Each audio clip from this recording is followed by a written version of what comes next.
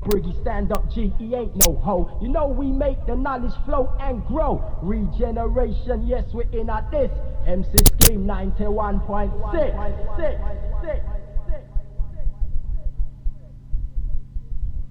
Genesis on a punk station. Genesis, a God station. Right.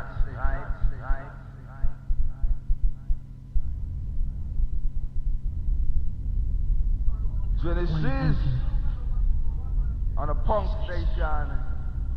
Briggy, a God station. Right. half pint. Let me know why here we call ourselves God. Let me know why here we call ourselves God. As we see that and we wonder, how we sound like the thunder, showering like a blessing. They're listening.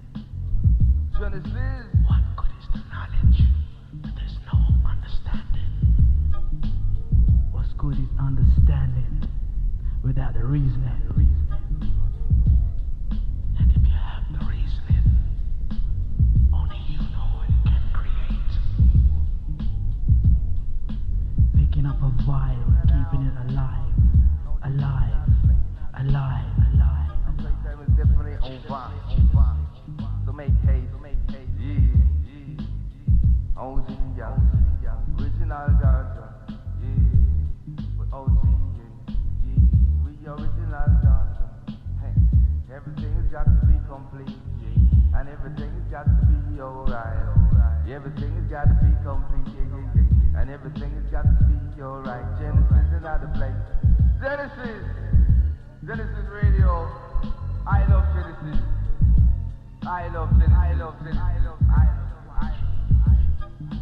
Cause they're clocking, no jockey.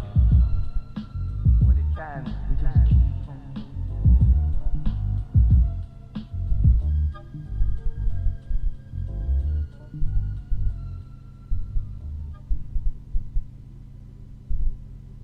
This is a Regeneration Show information update with Briggy.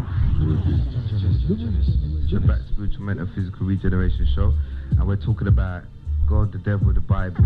What I noticed that when you go to the churches, there's big crosses in the church here, and people wear the cross around their neck here. What is the real significance of the cross here, and what power does it really have? Well, basically, why should someone want to wear something symbolic of the death of their God? What kind of symbol is that to wear? The Regeneration Be black for real, not just be black, be really black, yeah? For real, still black. Once we're really black, everything can work. It's when we're not really black, it ain't gonna work. For real, black. Wicked. Peace, I'm out. Oh, peace, God, yeah? Yes, that was Dennis. And it's true what you say there, man. I mean, boy, we have to really get real with ourselves and look more deep into ourselves and find out who we are. The Regeneration Show. And remember, this show ain't nothing if you people don't phone in, okay? Hello. I just want to talk about black people joining the police force. I don't think they should do it at all. Right. Because at the end of the day, the black policemen, them are the worst. Anyway, like I say, it's Genesis 91.6 on your FM dial. And we are here for the people. And we hope the people that are with us. I just think that why should a woman, if we want to straighten her hair and look nice, we're not trying to be like white women. If we look in the mirror, we can see our skin is dark brown or whatever the complexion you have. And like I said earlier before, if anybody from the Pan-African or Nation of Islam or the Holy Tabernacle Ministry, It's the Elohim. So it's the wind of the Elohim moved upon the face of the waters. So when you're saying the wind of the Elohim, what are you talking about? We know how the Elohims travel. We know how these beings travel. So this is a spacecraft, a ship that you're actually talking about. Yeah, oh, it's a ship. That was he talking about. Hello, night cooler. I'm saying because, right, I'm from my race. There ain't nothing else to live for apart from your race. For real, but that's the truth. But people keep thinking it's about career, car, family, babies, bloody trips and all them kind of things. You know what I'm saying, bud? And it's for real. Them things will come, but what's the point of having a career you ain't got a race? You know, that's the reason why we have to have these kind of talk shows, bud, because, boy, people them have to wake up, blood. Yeah, for real, you know? You know what I mean? You know, but we can't join the army and Now forget about that madness. I mean, me personally, I ain't mean what, never ever. To regeneration. Most places when you're as a black person, you go in, if you don't want to see passport papers, all kind of madness. Yeah? You know what I mean, blood? Hello, do we have another call on the line? Do we have another call on the line? Okay, what's your name? Okay, what's your name? Okay. Like who in power, right? They are just preparing the way for the Holocaust to continue. You're going to give the say in,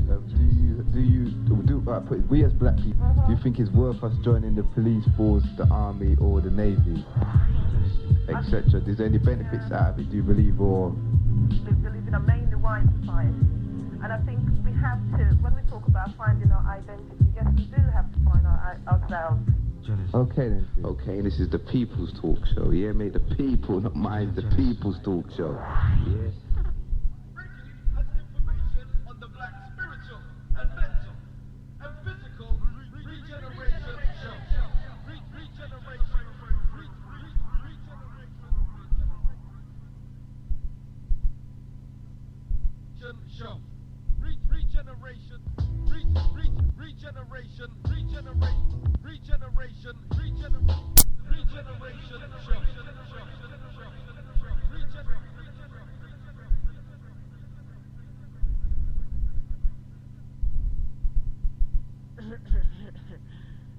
Alright, everybody.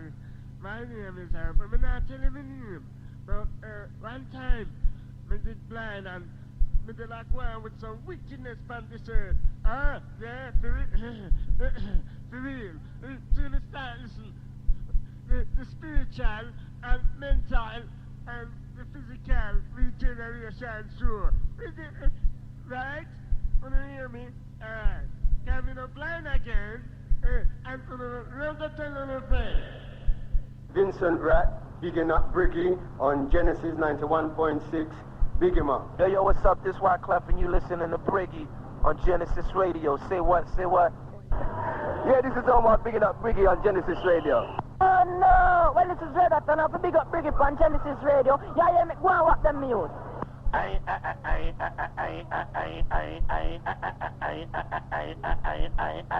This is the original Borough Bantan, bigging up OG Briggy and Genesis Radio, London, big up. Buster Rhymes, Flip Mode Squad, and a place to be. Bigging up my man Briggy on Genesis Radio and all of that. Yo, what up? This is Prize from the Refugee All Stars, representing the Flatbush crew, and my man Briggy from Genesis Radio. You know what I'm saying? One time, come down with the dub. The massive know this is Peter Metro, bigging up OG Briggy on Genesis Radio Station. And me, man, Mr. Metro, live from Jamaica. Peace and love, this is John Forte from Refugee Camp The Fugees, chilling with OG Briggy from Genesis Radio. Act like you know, daddy boy. Yeah, this is Big T, bigging up the OG Briggy, who's exposing all those frauds who cannot answer simplest of simple common sense questions, which they foam at the mouth, and quick to anger to answer. You're getting the fight down. That proves that you're doing something right. You're right on time, G. Yeah, this is Little John, bigging up OG Briggy and Genesis Radio. Respect. Ladies and gentlemen, it's after 10 o'clock on a Sunday night, and you're listening to the Mental Physical Regeneration Show with your host, OG Briggy. Okay, London Town, and warm welcome to the Black Spiritual Mental Physical Regeneration Show. And you know, every Sunday, London, I always ask you, how are you doing? Because all the time, London Town, I hope that you're doing fine every time still, yeah? And you know, say, if the honours are alright, I'm most definitely alright, yeah? Anyway, bigging up North, East, South, West London crew, all the brothers and sisters, them around London Town, brothers and sisters, them locked down in the jails, and also the brothers and sisters, them up in the suburbs, yeah? All the guns and all gangsters, yeah, all up on the head, yeah? Anyway, Genesis 91.6 on your FM dial, the baddest station in England, also the baddest station on the planet, yeah? Big it up every time, yeah? Anyway, before I start, I just want to send out a big shout out to brother Sussy Ranks from Baseline. Me and Sussy was on the phone earlier together talking about a few plans what we've got for the future London Town, which we will be informing you about soon sometime in the future, yeah? So Sussy Ranks from Baseline, all the pitted also the Curly B, yeah?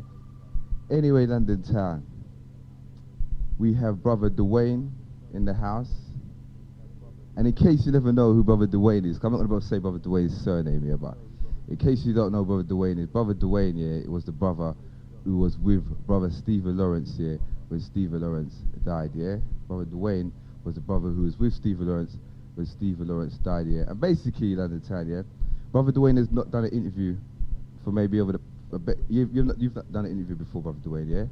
Okay. Brother Dwayne's not done an interview before, London Town, yeah. So this is his first time you're going to be actually hearing from his view, his perspective of what took place in the court and everything, yeah. So London Town, you're going to be hearing from Brother Dwayne in a little while still, yeah. Anyway, you know the usual procedures, London Town, yeah. I'm going to read out the live link number, yeah, basically, yeah. And like, I'm going to ask Brother Dwayne some questions, yeah. And you know, London Town, you're as baffled as me more time when it comes to this court case and how these brothers got off of this crime what they committed. These white men, in fact, yeah. Okay. Anyway, London Town 0705 0087426. Yeah, that's 0705 0087426. Anyway, London Town, how you doing? Hope that you're doing fine, man, and I hope that you will contribute to the show positively tonight, okay? Anyway, I just want to take time out to big up all the people who phoned in earlier on in the People's Talk Show. I got to hear bits and pieces of the talk show. I hear a couple brothers and sisters phoning in, bracking down some information and ting and exabenda. But anyway, big up Daddy Cooley, also the Mystery Man, also Daddy Commissioner, yeah, all up on the head, yeah, and all of the Genesis crew and all of the Genesis sisters, yeah. Anyway, once again, London Town, Black Spiritual Mental Physical Regeneration Show. We have Brother Dwayne in the house, and as I repeated earlier before, Brother Dwayne was the brother who was there when Stephen Lawrence died. He saw everything basically, yeah. And basically, London Town, I'm just gonna make him just tell you how it goes from the top to the bottom, yeah. Anyway, like I said, London Town, I'll be asking Brother Dwayne some questions first, and like I say, you know what to do, yeah. 070 500 87426. Don't feel shout out for no way phone, yeah. Okay. Anyway, Brother Dwayne, do you want to come in and say hello to London Town? Want to come in and say hello to London Town, blood? Come on. Okay, what I'm gonna do, London Town, I'm gonna play a few jingles, yeah, and I'll catch you back up in a couple of secs, yeah. All right, peace.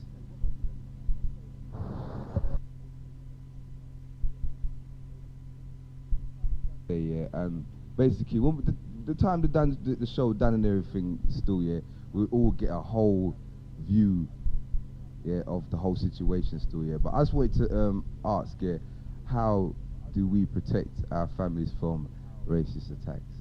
Yeah, some ideas, London Town. Yeah, you can phone in, yeah, and give us a few ideas, yeah, of what we can do to collectively to work together, yeah, to, you know what I mean, stop racial attacks. Obviously, we can't stop racism because it's something that's been going on the planet for X amount of time, and it's embedded in the DNA and everything, yeah. So we know that it can never be rid of. Yeah, but at the same time, you know, there must be measures that we can personally take to protect ourselves still, yeah. Anyway, once again, yeah, Brother Dwayne's in the house, yeah. And I'm gonna repeat one more time, Brother Dwayne, yeah, was a brother who was there with Brother Stephen Lawrence here when he died, yeah. And Brother Dwayne's here basically on the time to tell his side of the story. Never done an interview before. He's here. You know what I mean? But he's just gonna soldier it out the same way, yeah? Alright, Brother Dwayne, you want to say hello to London Town? Yeah. Good evening, London Town. I'm here, man. All the questions you want to ask, I will answer them. On what happened at the court, how the police were, you know. Anyway, I want to big up my brethren listening, Winston down there in the Lewisham region, all my friends, and, you know, I'm here anyway. Yeah, nice one, Dwayne, yeah? Okay, London Town, yeah? Anyway, Dwayne, yeah, first, you know, we want to talk about Brother Stevie first, yeah? I just want to know, basically, and London Town want to know, yeah, basically, what kind of brother was he? What kind of character? Boy, Winston was... Stephen, man, Stephen was... Yeah, he was a good bitch. You know what I mean? Everyone liked him. He was a likable person. But, you know, things just happen how they happen. Yeah, like what things did you and him get up to? Playing football, athletics, and basically checking girls. Basically, that's the kind of things. He was always on the girls' tip. You know, I used to go up to school lunchtime. We used to go and see girls lunchtime. I used to go up there at the end of school, meet him, And we used to just go around checking girls basically, or go home, play the Super NES all day, all evening. Then he would go home and I'd see him the next day basically. That's all it was on basically. Okay, brother. So, brother, yeah. So basically, brother, yeah. So, you know, like, yeah. I'll tell you what. London side. This is kind of hard still, London side, yeah. Because really, truly, at the end of the day, it's a deep subject still, yeah. We know it's a serious matter still, yeah. But just bear with me still, yeah. Cause we just fix up hunting, yeah. Anyway, so brother, yeah. Basically, yeah. On the day when the murder took place, yeah. Basically, what was you lot doing before? Early on during that day. Well, that day now, I did meet him after school. We went Lewisham, bucked up with the rest of them and them. Then went up to his uncle's house, playing a Nintendo all night. We left his uncle's house and made the trip to his house. On the way to his house, basically. Okay, brother, yeah, we're just gonna get straight to the ballistics here, cause we don't wanna mess around no more still, yeah. So, brother, yeah, can you just tell us straight, yeah, basically, yeah, what exactly happened, yeah, what took place, yeah, leading up to Stephen's murder?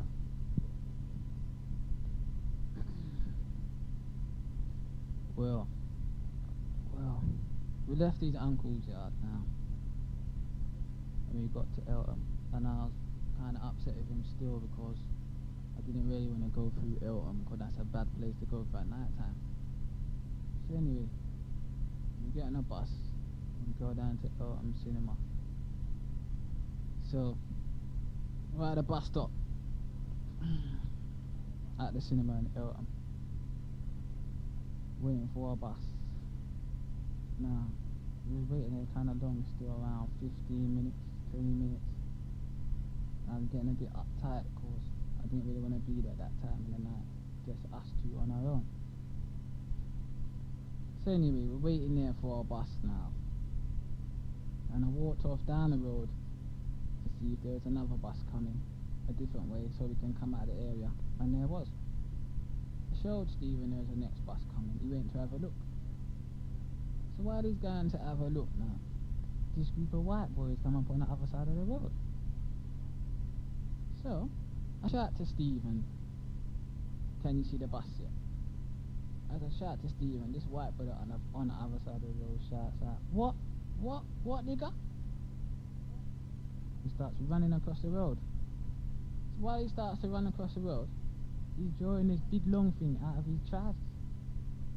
And I turn to Stephen and I say to him, run, because this time Stephen's a bit down the road from me. I turn to him and I say, run.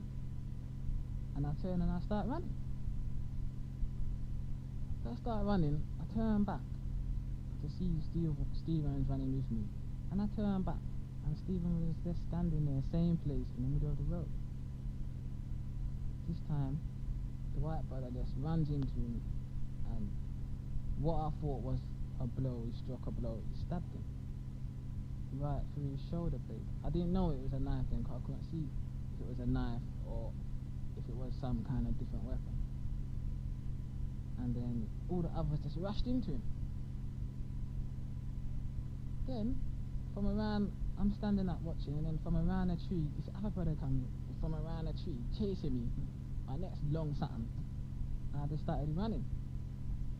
So I ran out the road, and I looked back, and the brother's gone, and I see him running back, and Stephen on the floor getting up. So as he's getting up, this brother runs back, and just whacks him in the back of his head. I'm running back. Stephen then jumps up and runs across the road, so I run across the road with him. Then we start running up on the other side of the road, and he's calling me. Dwayne, look at me, what's wrong with me? So I turn around and I look at him, and it's like, there's this bare blood coming from his neck, all in his jacket. He had on one jacket seam, and the blood was just puffing out his jacket, that it was just dropping down his trousers and everything. And I was saying to him, just run. This time I was all crying and everything because I didn't know what was going on. And I was running up the road, and then his voice was just going funny. And I just kept looking at him, and the blood was just dropping, and I didn't even know what to do. And then he said to me, Dwayne, I can't run. And then I turn around, say, alright, let's stop, let me go in the phone box. And I turn around and he just dropped in front of me on the floor. And I just started panicking, man. I went to the phone box now, phone the ambulance, and the woman in the phone box was just giving me bare grief in the phone box, man. I'm trying to tell her what road we was on and everything. And the postcode in the phone box was all wrong, the phone number in the phone box was all wrong. The woman didn't know what I was talking about. So I try to stop some cars and no one stopping, no one don't want to know. All two people, one man and a woman, walking down the road. I asked them for their help, just to phone the ambulance.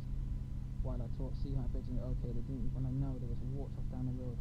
So I run across the road now and I knelt down to see if he's still breathing, but his blood is just pouring out on the ground, man. I don't know how much time they stabbed him, but it's just pouring out, all the blood is just pouring out.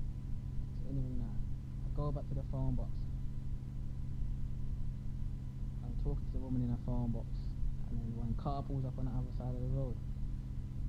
I go over to the car, and it's a man and a woman, and I say to him, yeah, my friend's stabbed. And he asked if I phoned the ambulance. I said yes. So then he went back over to the phone box to make sure the ambulance was coming. So I'm standing there now, and then my next man comes out from his house now. He brings one cover and puts on him. Then the two people I asked help me in the first place, they come back, start asking what's going on. Then around 10 minutes after all that, the police come. I tell them what happened, and they're asking me, am I sure what happened? Was we in a fight? Did we start any commotion? All them crap like that they start coming off with. I'm telling them, look man, just put him in the car, bring him to the hospital, because the hospital seems only 2 minutes up the road. I started begging them to put him in that car, to bring him back to the hospital. And all they was insisting on was asking me, am I sure of what I'm saying? Am I sure in what I'm saying? Do I know what I'm saying? Am I in shock? That's all there is on. So anyway, I'm there arguing with the police, checking everything, see if he's okay. They're arguing with the police. They don't want to move him, they don't want to touch him. They didn't even try no first aid on him. They just looked at him and just left him there. So anyway, more police are coming down now, asking me the same old question. Asking, am I sure? So anyway, the ambulance eventually came now after I don't know, it seemed like forever, man. Because on the radio they kept saying the ambulance is there, the ambulance is coming from this way, the ambulance is coming from that way. The ambulance turned up now. They put him in the ambulance. Got to the hospital. When I get to the hospital, my next officer's there waiting for me. First thing he asked me, was we in a fight? Who started the fight? That's the first thing he asked me. And I'm telling him, we wasn't in no fight. These white boys just came from nowhere and attacked us for no reason whatsoever. He was there asking me, am I sure? Something else gonna happen? I'm there getting all upset with the police officers now. They're telling me I'm not being helpful. I'm preventing their investigations. All them kind of rubbish they're coming off with. So anyway, I had to go in my room and sit down. So when I was in the room now, his mum and dad came in. And then when his mum came in, she dropped some comment like saying, I knew it had something to do with him. Like to say it was my fault and I made him get into this kind of fight or whatever. Cause I don't know what the police have told her. They must have told her that he was in a fight or something like that. Anyway, the woman came in and told us that he was dead. But I did kind of get upset there, but I kind of knew it from when he was lying on the floor. Cause I don't even think that he had any blood left, because his blood was just running down the road. Then left the hospital now, went to the police station. I arrived at the police station at something like 11:30, and I was in the police station till 7 o'clock the next morning, answering their questions, giving a statement, listening to them asking the same old question. Am I sure what I'm saying? Am I sure what I'm saying? Am I sure they said nigga? Am I sure we didn't start no fight earlier on in the daytime? All them kind of questions that is coming off with them. Do I know what I'm saying? Do I know what I'm gonna cause? And all them kind of things that is coming off with. That's what happened that night. So brother, yeah, so Who informed Stephen Lawrence's family that he died? There's one white boy who was at the bus stop. And he saw the commotion because he was at the bus stop still, and he went home and told Stephen's mum and dad that there was a fight. Stephen was in a fight on Bell Hall Road.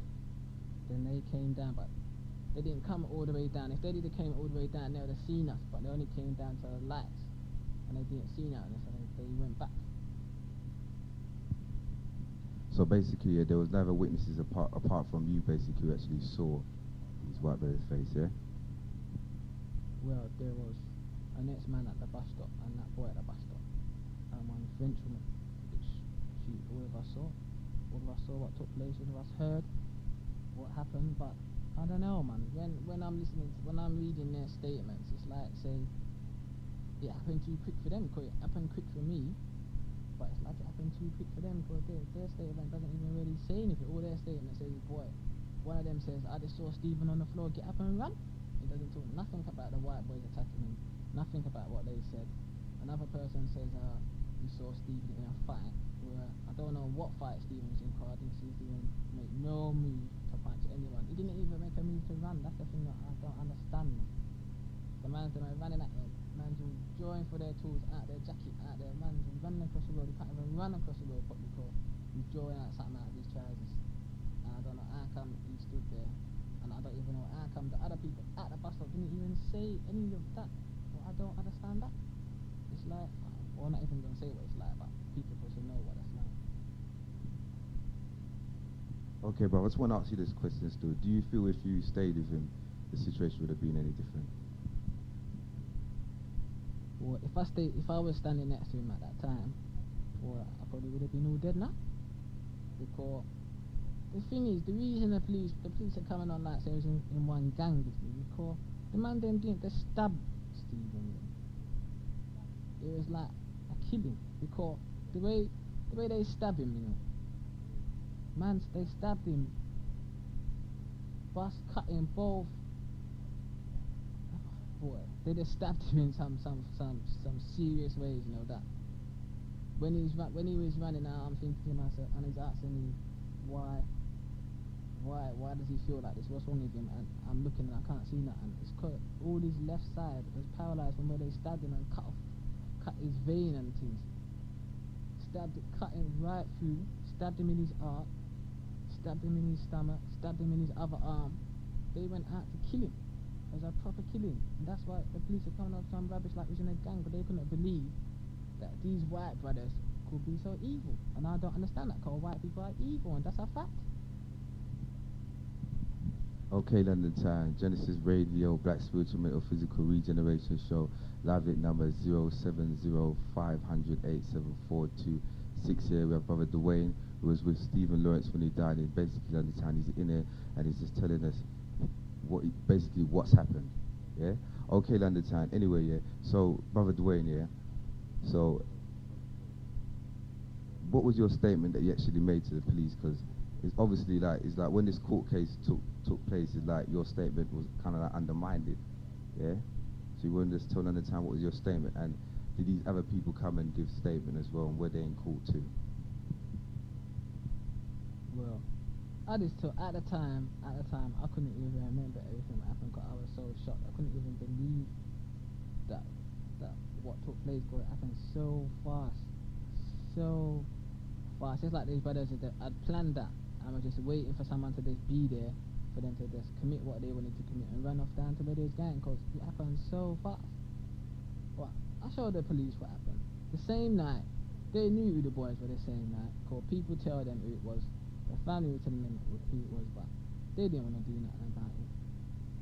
So over the months and things, I started to remember things and putting it in my statement. And the police were going on me, why are you remembering these things now, and why didn't you remember them at the time?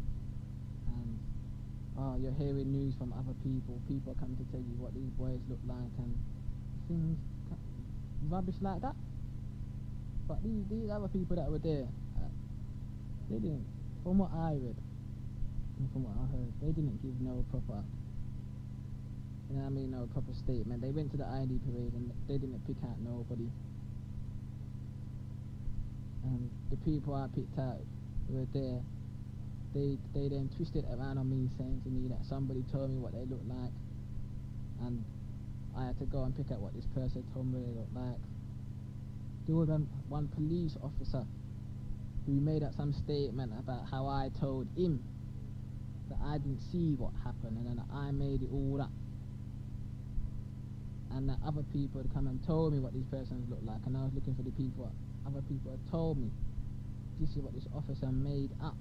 And the day he made that statement up is when the two boys got released from custody, if everyone can remember. And they had arrested the two brothers, and then 2 twos now they get released. It was because of that officer undermining me, and because I was the only one who said what these persons looked like and picked them out.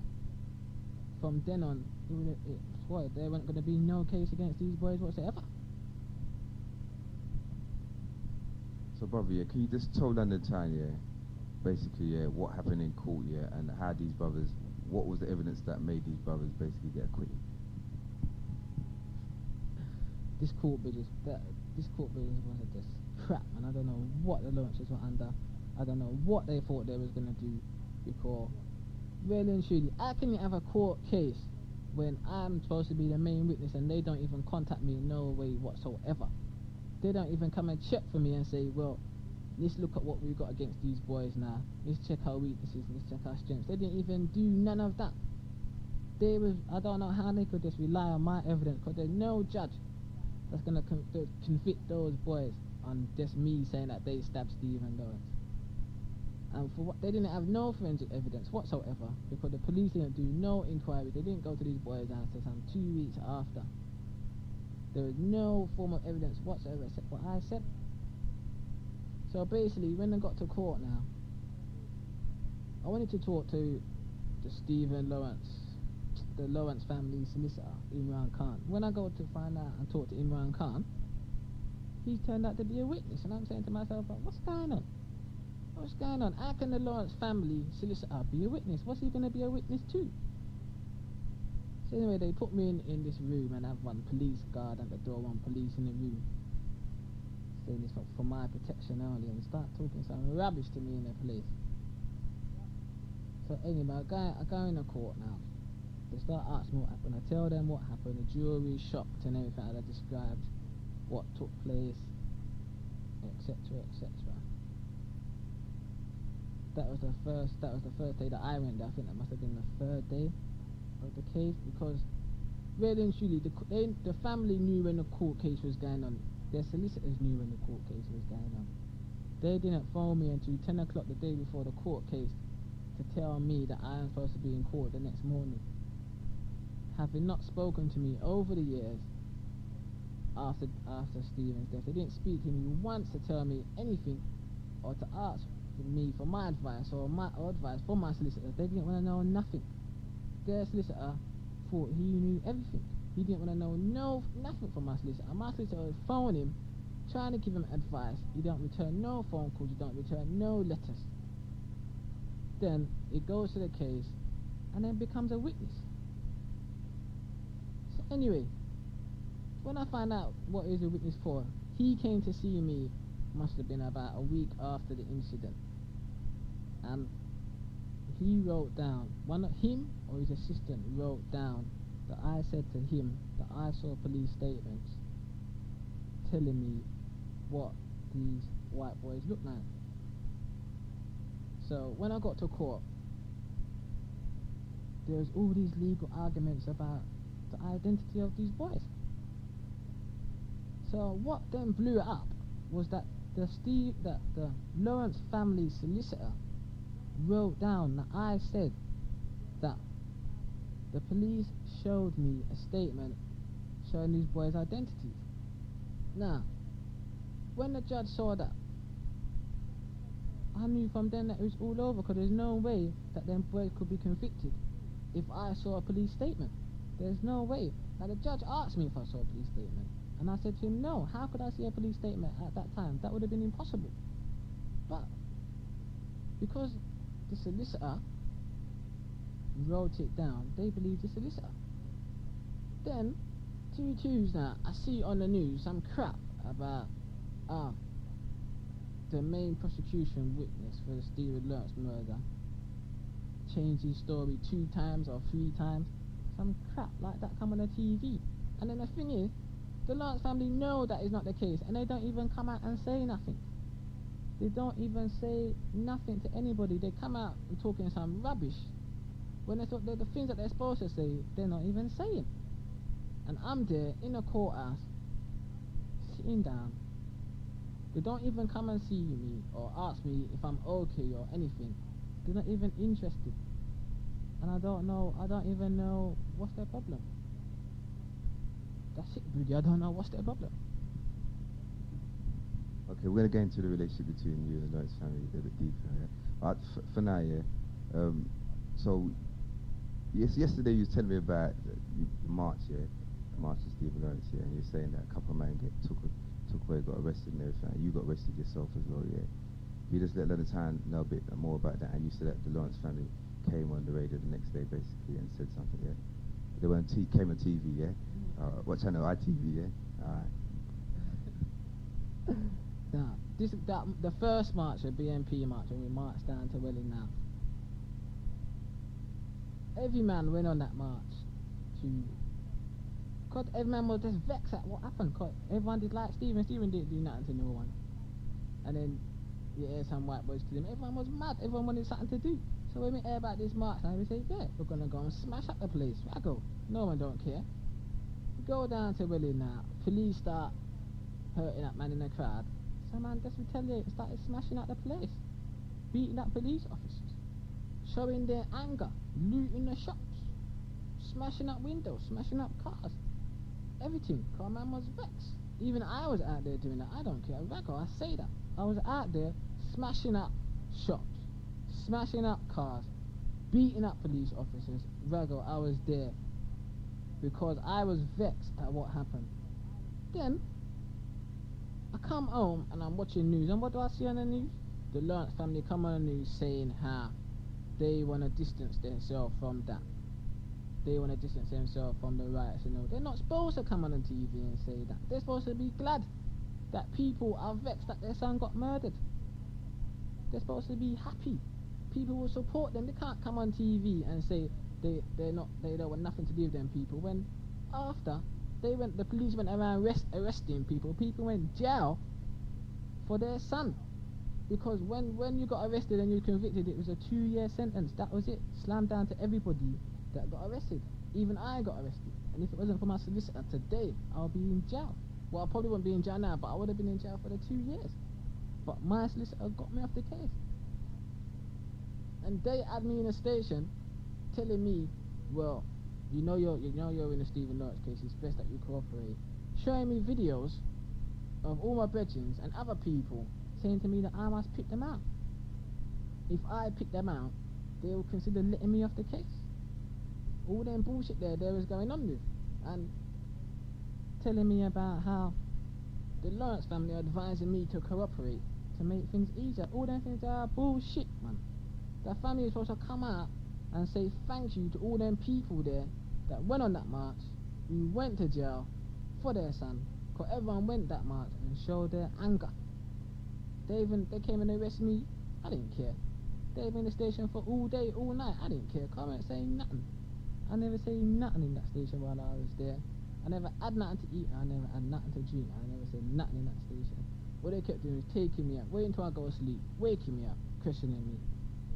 Wait till I go to sleep, waking me up, questioning me, bring me into some room, showing me bare videos, asking me to point at me. You know who these boys are doing. Come on, tell us, Dwayne, come on, mate, let's tell us. We'll sort you out, we'll sort you out, because you know you're on a charge. You know you're on a charge, that's all there was on. Till I got to court now, with my solicitor and crew, and the judge just, when the prosecution started, the judge just said, I'm giving him a conditional discharge no matter what happens. Yeah. The CPS still tried to prosecute me, even though the judge saying that he's going to give me a conditional discharge. So in the end, the judge just said, you know what, I'm letting him go. And the judge just let me go and I left. From then on, bare police harassment. Driving on the road, 2 twos look behind me, police car pulling me over. Your car stolen, mate. Got any drugs, mate? Same old shit. Every day. Till when the desk sergeant in Lucian Police Station was pissed off with me coming in there 4 or 5 times a week. He was so pissed off with that he made a complaint. Why? Because the police kept harassing me, stopping me for nothing, searching me for drugs, and they know say I don't smoke. Searching my car all the time for weapons. I don't carry no weapons. And it was just bare police harassment. Bare police harassment. So bloody, so when there nobody from the black community, like lawyers and like that, like helping you with the case or anything, like, giving you no kind of advice or anything. There was no one from the community. No, well, not no one from the community, but no legal representatives from the community came to check for me. They went and checked for the family because everyone felt sorry for the family. For real, everyone should feel sorry for the family. But when they start see them keeping up some things, they're not supposed to feel sorry for them. They're supposed to ask questions why and ask the family why is these things going on. These things ain't supposed to go on. So in the end, I checked for this other solicitor, which is a white woman, and she doesn't ramp. Now, she was trying to advise Imran Khan on what to do, but Imran Khan didn't want to know. Imran Khan thought he knew everything, even though he was just a little boy solicitor, only been practicing for 2 years. He never had a big case in his life, and then he's taken on this Lawrence case and he couldn't even manage it.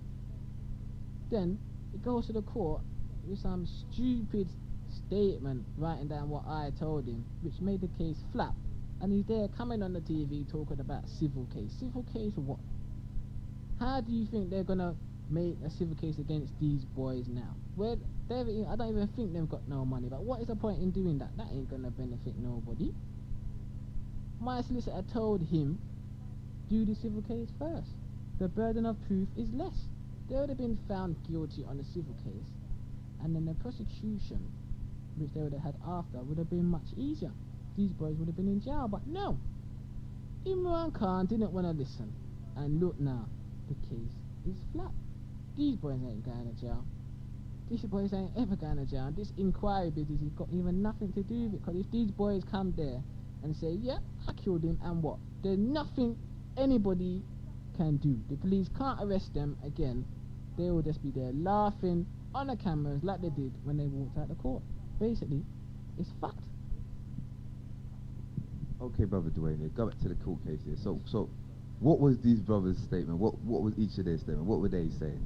Because obviously you was there when they were making their statements, yeah? These 4 white men who killed Brother Stephen. You weren't there at all. Right, so do you got anything to... You don't know nothing to do with none of their statements or anything like that, so? Yeah? Okay, brother. Anyway, Black Spiritual Mental Physical Regeneration Show, Genesis 91.6 on your FM dial, London Town, yeah? If you want to phone in and talk to Brother Dwayne, the live at number 070-500-87426 here. That gets you straight through to Genesis. I know you must have questions that you want to ask the brother still. Anyway, so brother, yeah, what do you personally think should happen to these white brothers who killed Brother Steve? Well, boy, before that, when I was at court, see, the defense barrister was having a laugh on the way that they're saying I was anti-police. And because I put in my statement, I said in my statement that when I was in a phone box, I didn't phone for no police. I phoned for an ambulance, because I know, say, the police ain't gonna do nothing. And I showed the family that they shouldn't even bother with no police, because the police ain't gonna do nothing. Man's supposed to just say, yeah, man, link up and bear gun business. Their gun business is supposed to run, but no. They want to go there telling everyone they want to do it the legal way. What legal way? There's no legal way for no black people. People talk about black people ain't too much violence. Sometimes violence is the only way. Cause look now, these boys ain't going in jail. If it was down to me, bare gunshot would have been going on from day one, cause I don't respond. We didn't do nothing to them. We didn't start nothing. They came, rushed my bedroom for no reason whatsoever, and then the police come with their rubbish talking, asking me a question about did we trouble any girls outside McDonald's? Did we try and talk to any girls outside McDonald's for their boyfriends to come after us. All them kind of rubbish the police were coming and saying to us. These boys should be dead. They shouldn't be walking on the street laughing. Laughing. Nah, man, they should be dead. The family should say on the TV, Raggle. They should be dead. Because anyhow, when I go to this inquiry, a TV crew come to me and say to me, what do I think should happen? I'm saying blatantly, they should be dead. And I hope it's live so they can't cut that. Cause I'll say blatantly, they should be dead. Okay, London Town, you're hearing it from Brother Dwayne. He's just being real, he's just telling you as it is, yeah. 0705 100 87426, yeah. A couple of calls have come through, we've been losing them. I ain't quite sure what's happening still yet, but anyway, London Town, let's make sure the calls keep coming through. Carl, we want London Town for Earwalk on, yeah. Anyway, we've got a live link, hopefully.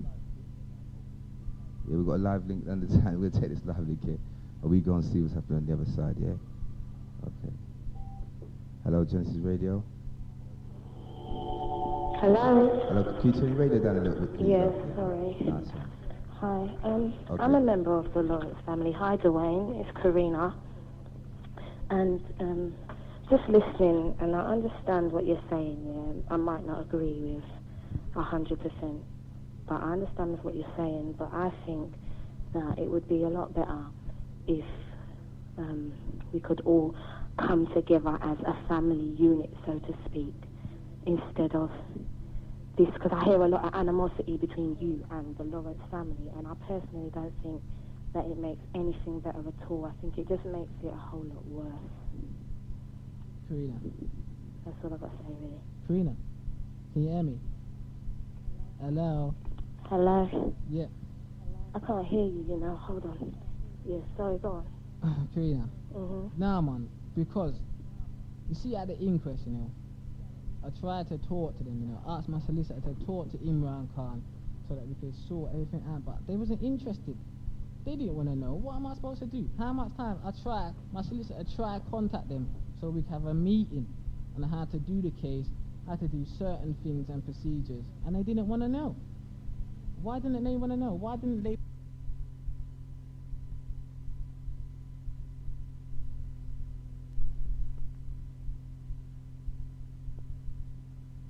Hearing you on the radio, do you know what I'm saying? And I'm hearing other things from like the family and stuff. It's just all confusing, and it just seems like there's a war between you and the family and everything else. I mean, I don't know why they didn't want to talk to you, if they didn't want to talk to you, because like I said, I weren't there.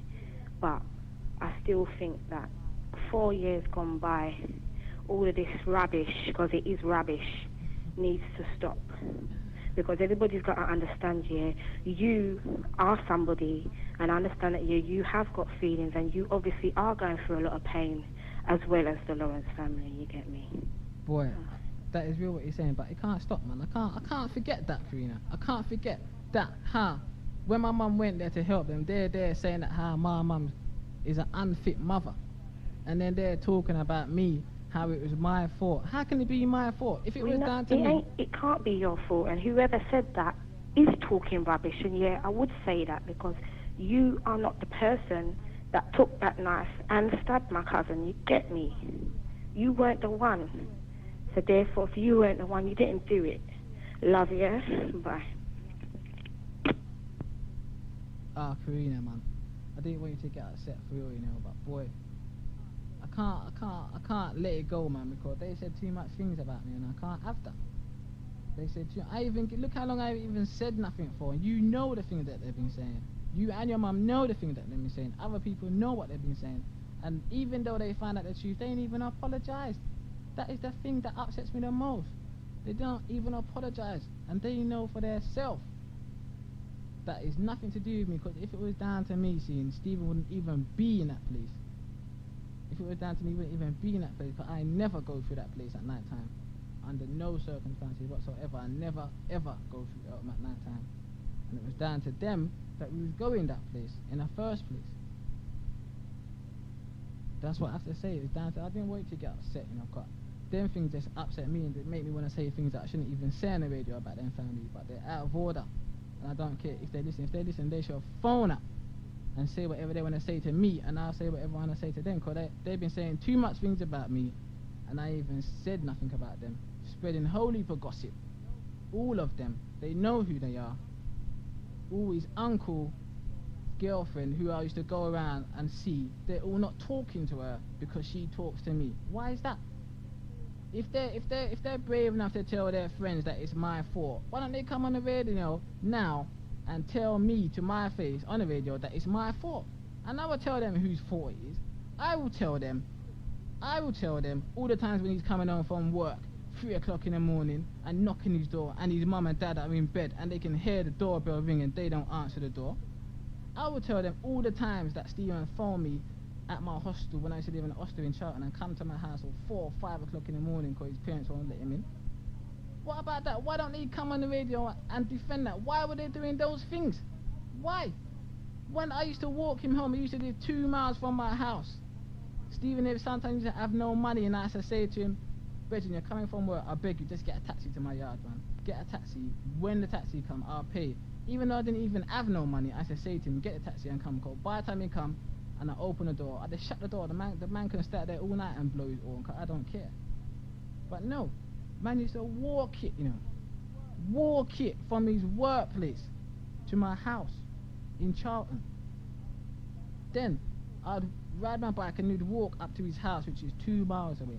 And there used to be a phone box about 10 minutes before his house, which we always used to use because you could put in your £1 and bang it back out and have the credits in there.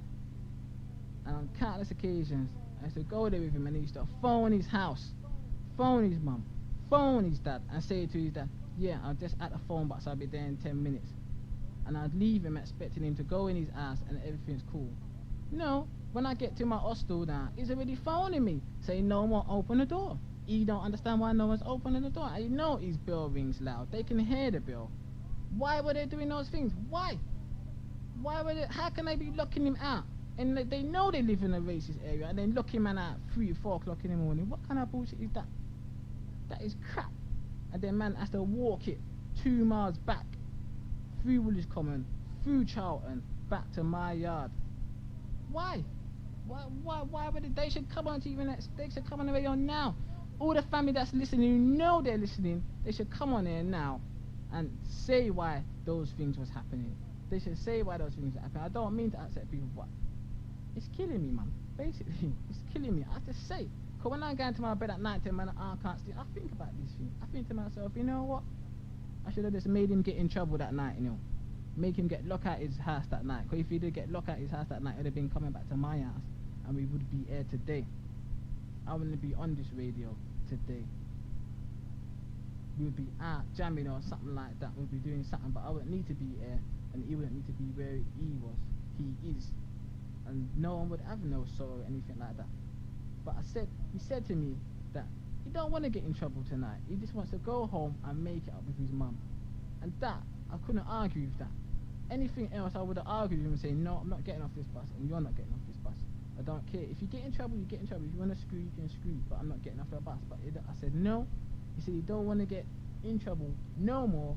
He don't want to get locked out tonight. He wants to go home and relax. I said to him, okay. That is the only reason why we stayed on the bus and went to Elton. And I screwed myself for even letting it happen. Why? I don't go there. Why should I go there on that night?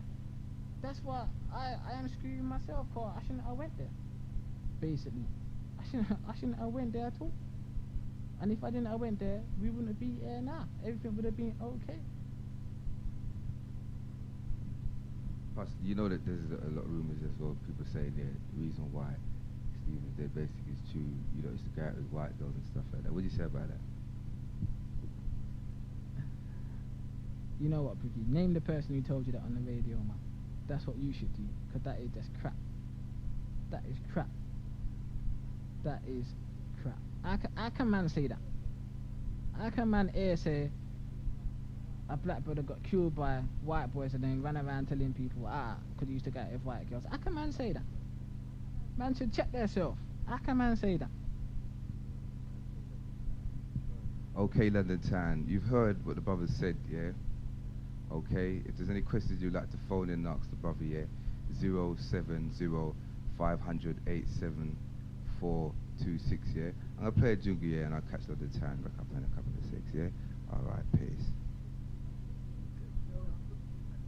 This is Don Luchas, and this is Briggy's Black Spiritual, Mental, and Physical Regeneration Show. Here's an update of some well-known celebrities who all listen and support the Regeneration Show. Warning. We must remind you, all of these celebrities are real. This is Angelo Starr from the Edmund Starr Band, and I listen to Radio Genesis.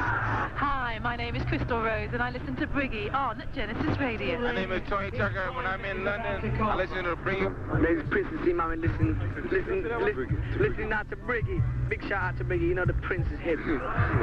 Yeah, my name is Les Ferdinand, and I listen to Briggy on Genesis Radio. Hi, I'm Nigel Ben. I listen to Briggy on Genesis. Hi. My name is Anthony Quinn. I listen to Briggy on Genesis Radio with a great pleasure. My name Johnny P. Mr. Briggy on Genesis 91.6. Hey, make sure you listen to Briggy on 91.6. Message from Gary Mason. My name is Michael Watson, and I listen to Briggy on Genesis. Keep it locked to the conscious station around town. Genesis, the number one. Keep the unity in the community. Lennox Lewis said that. Genesis, the good station. Yeah, this is Don Lucci and Briggy. Just keep it up. You know it's only right. The Regeneration Show, touching the hearts and souls of many, but the chosen are few.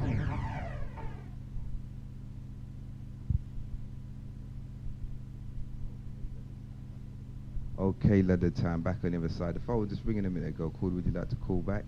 You know, the dial is saying number 070-500-874-26 gets you straight to the studio. Don't forget, we've got Brother Dwayne in the house. London time, you're hearing what he's saying there. I know you must have some questions out there. You must want to ask the brother here. Just feel free to phone in and ask him, yeah? Okay. So, Brother Dwayne here, you're just saying something to me just back between the breaks. You just want to go tell London town. Briggy, man. Go on, man. Okay, we've got a live link. We're going to take this live link here. Okay. Hello, Genesis Radio. Hello. Hello. Yeah, hi. I just want to speak to Dwayne a minute. Okay. I noticed that you didn't answer the question about the white girls. So what is it? Was he going out with white girls or not? Okay, and sister, what's your name? Where are you calling from, please? Jenny from Paddington. Okay, thank you very much. Hello? Hello. What were you saying that? Was I going out with white girls or Stephen going out with white girls? No, what I'm saying is, when Briggy told you about the rumour, I noticed that you didn't answer the question. I didn't So answer. I want to know. I didn't answer the question. You didn't answer the question. You didn't say yes or no. What?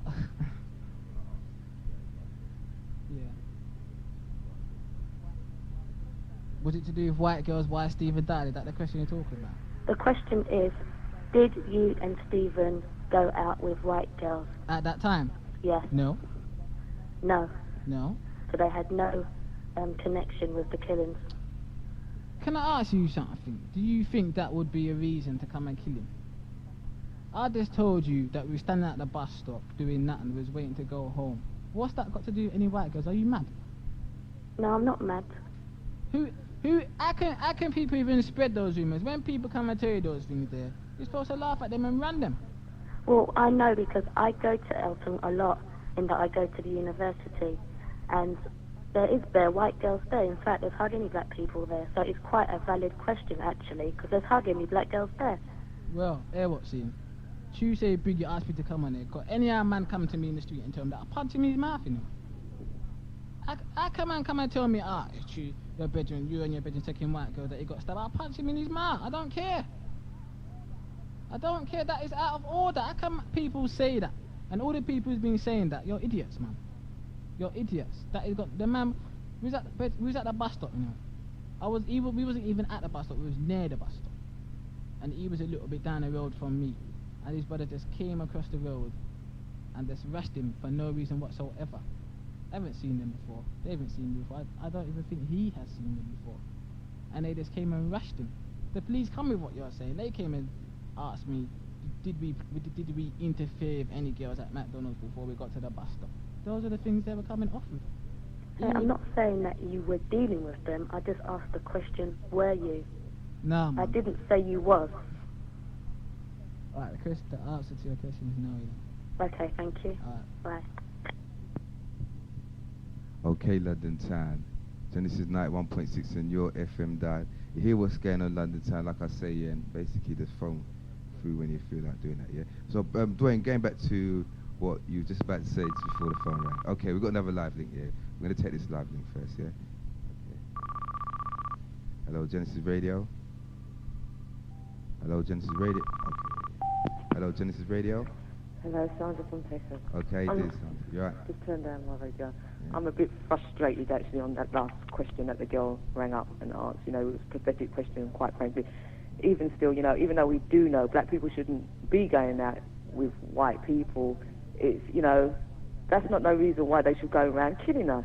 You know, I really do sympathise with Dwayne or Wayne in the studios, because my brother was also attacked and he was half an inch away from actually, you know, being brain damaged, you know what I'm saying? And he's never been the same, and it was actually a racial attack. Now, my brother, he deals with white girls, you know, and I know that he's leaving himself open for white people to attack him, but you know what I'm saying? It's what, like the brother said, they are literally born devils, you know what I'm saying? Because at the end of the day, I don't like to see my brother out with no white woman, but I wouldn't go out and I wouldn't want to kill no white man or no white woman. That's just not in my mentality, you know what I'm saying?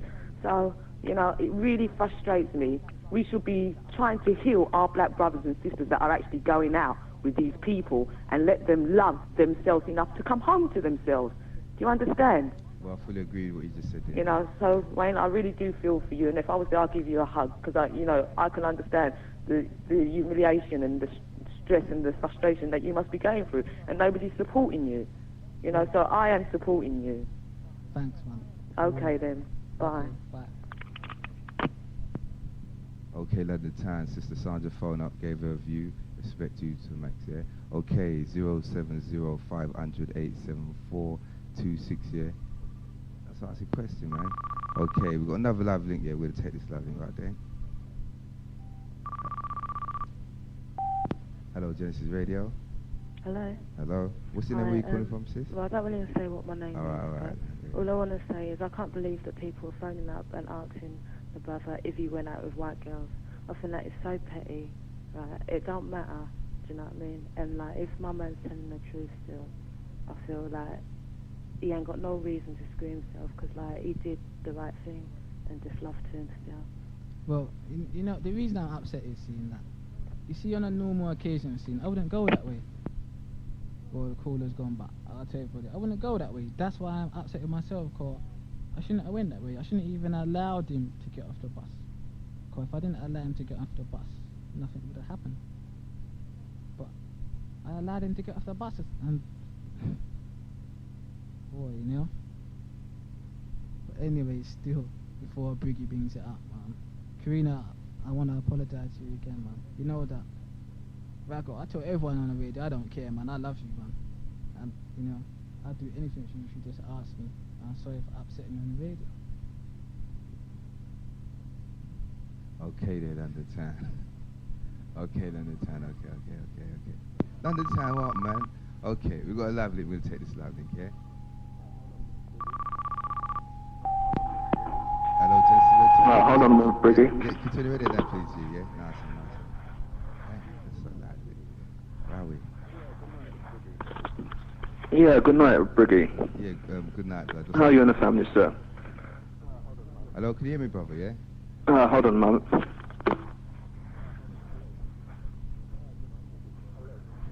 Hello? Hello, brother. Good night, Briggy, sir.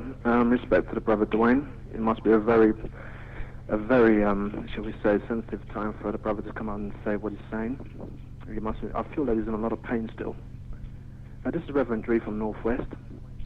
I'd like Brother Dwayne to give us a little insight to what it's like to live down in Eltham during that time. Well, I never used to live in Eltham, you know. I used to live in Charlton still. But at the night time, you can't go through Eltham, man. You can't go through. If you're on your own and you're on your bopping street or you're catching a bus, it's no go.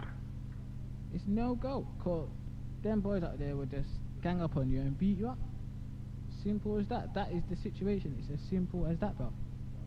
And what's your authority doing about it down there?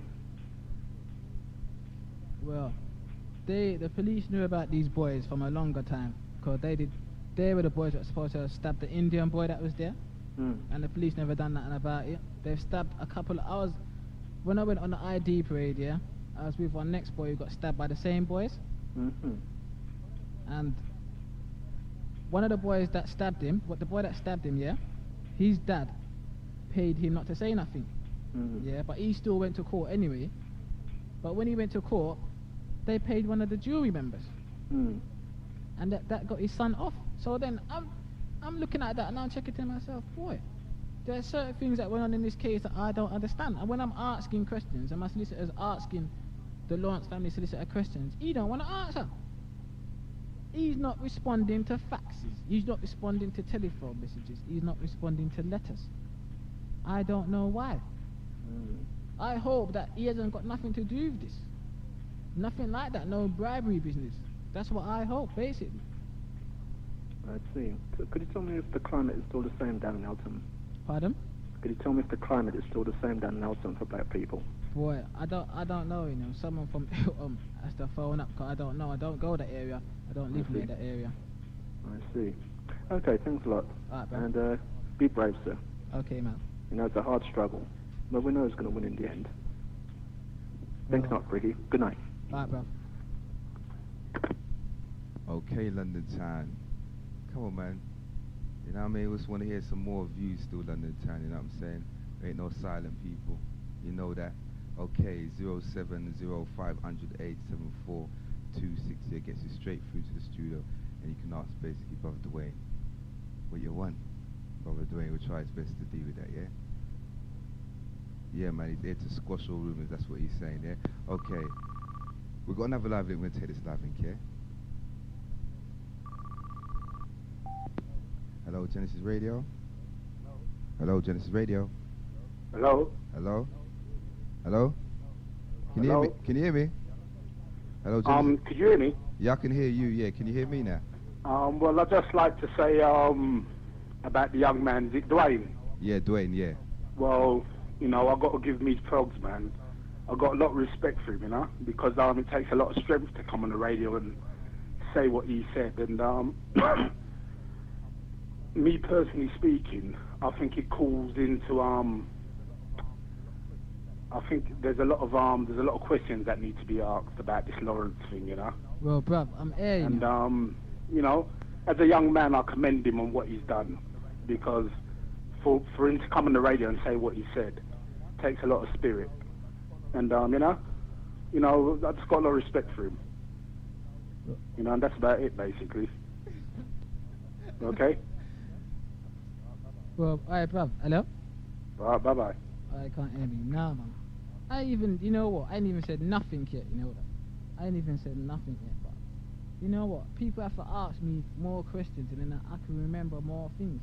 Because really, I haven't even said nothing yet, man. I'm just a little bit upset when I'm repeating it, but I ain't even got upset proper, because if I was upset proper, the things that I would tell you, you'd be shocked. Okay, that's what the things that I would say, the things that I come up with, people will be shocked, but it has to be said. I'm sorry, it has to be said. Okay, we've got another live link. We're going to take this live link.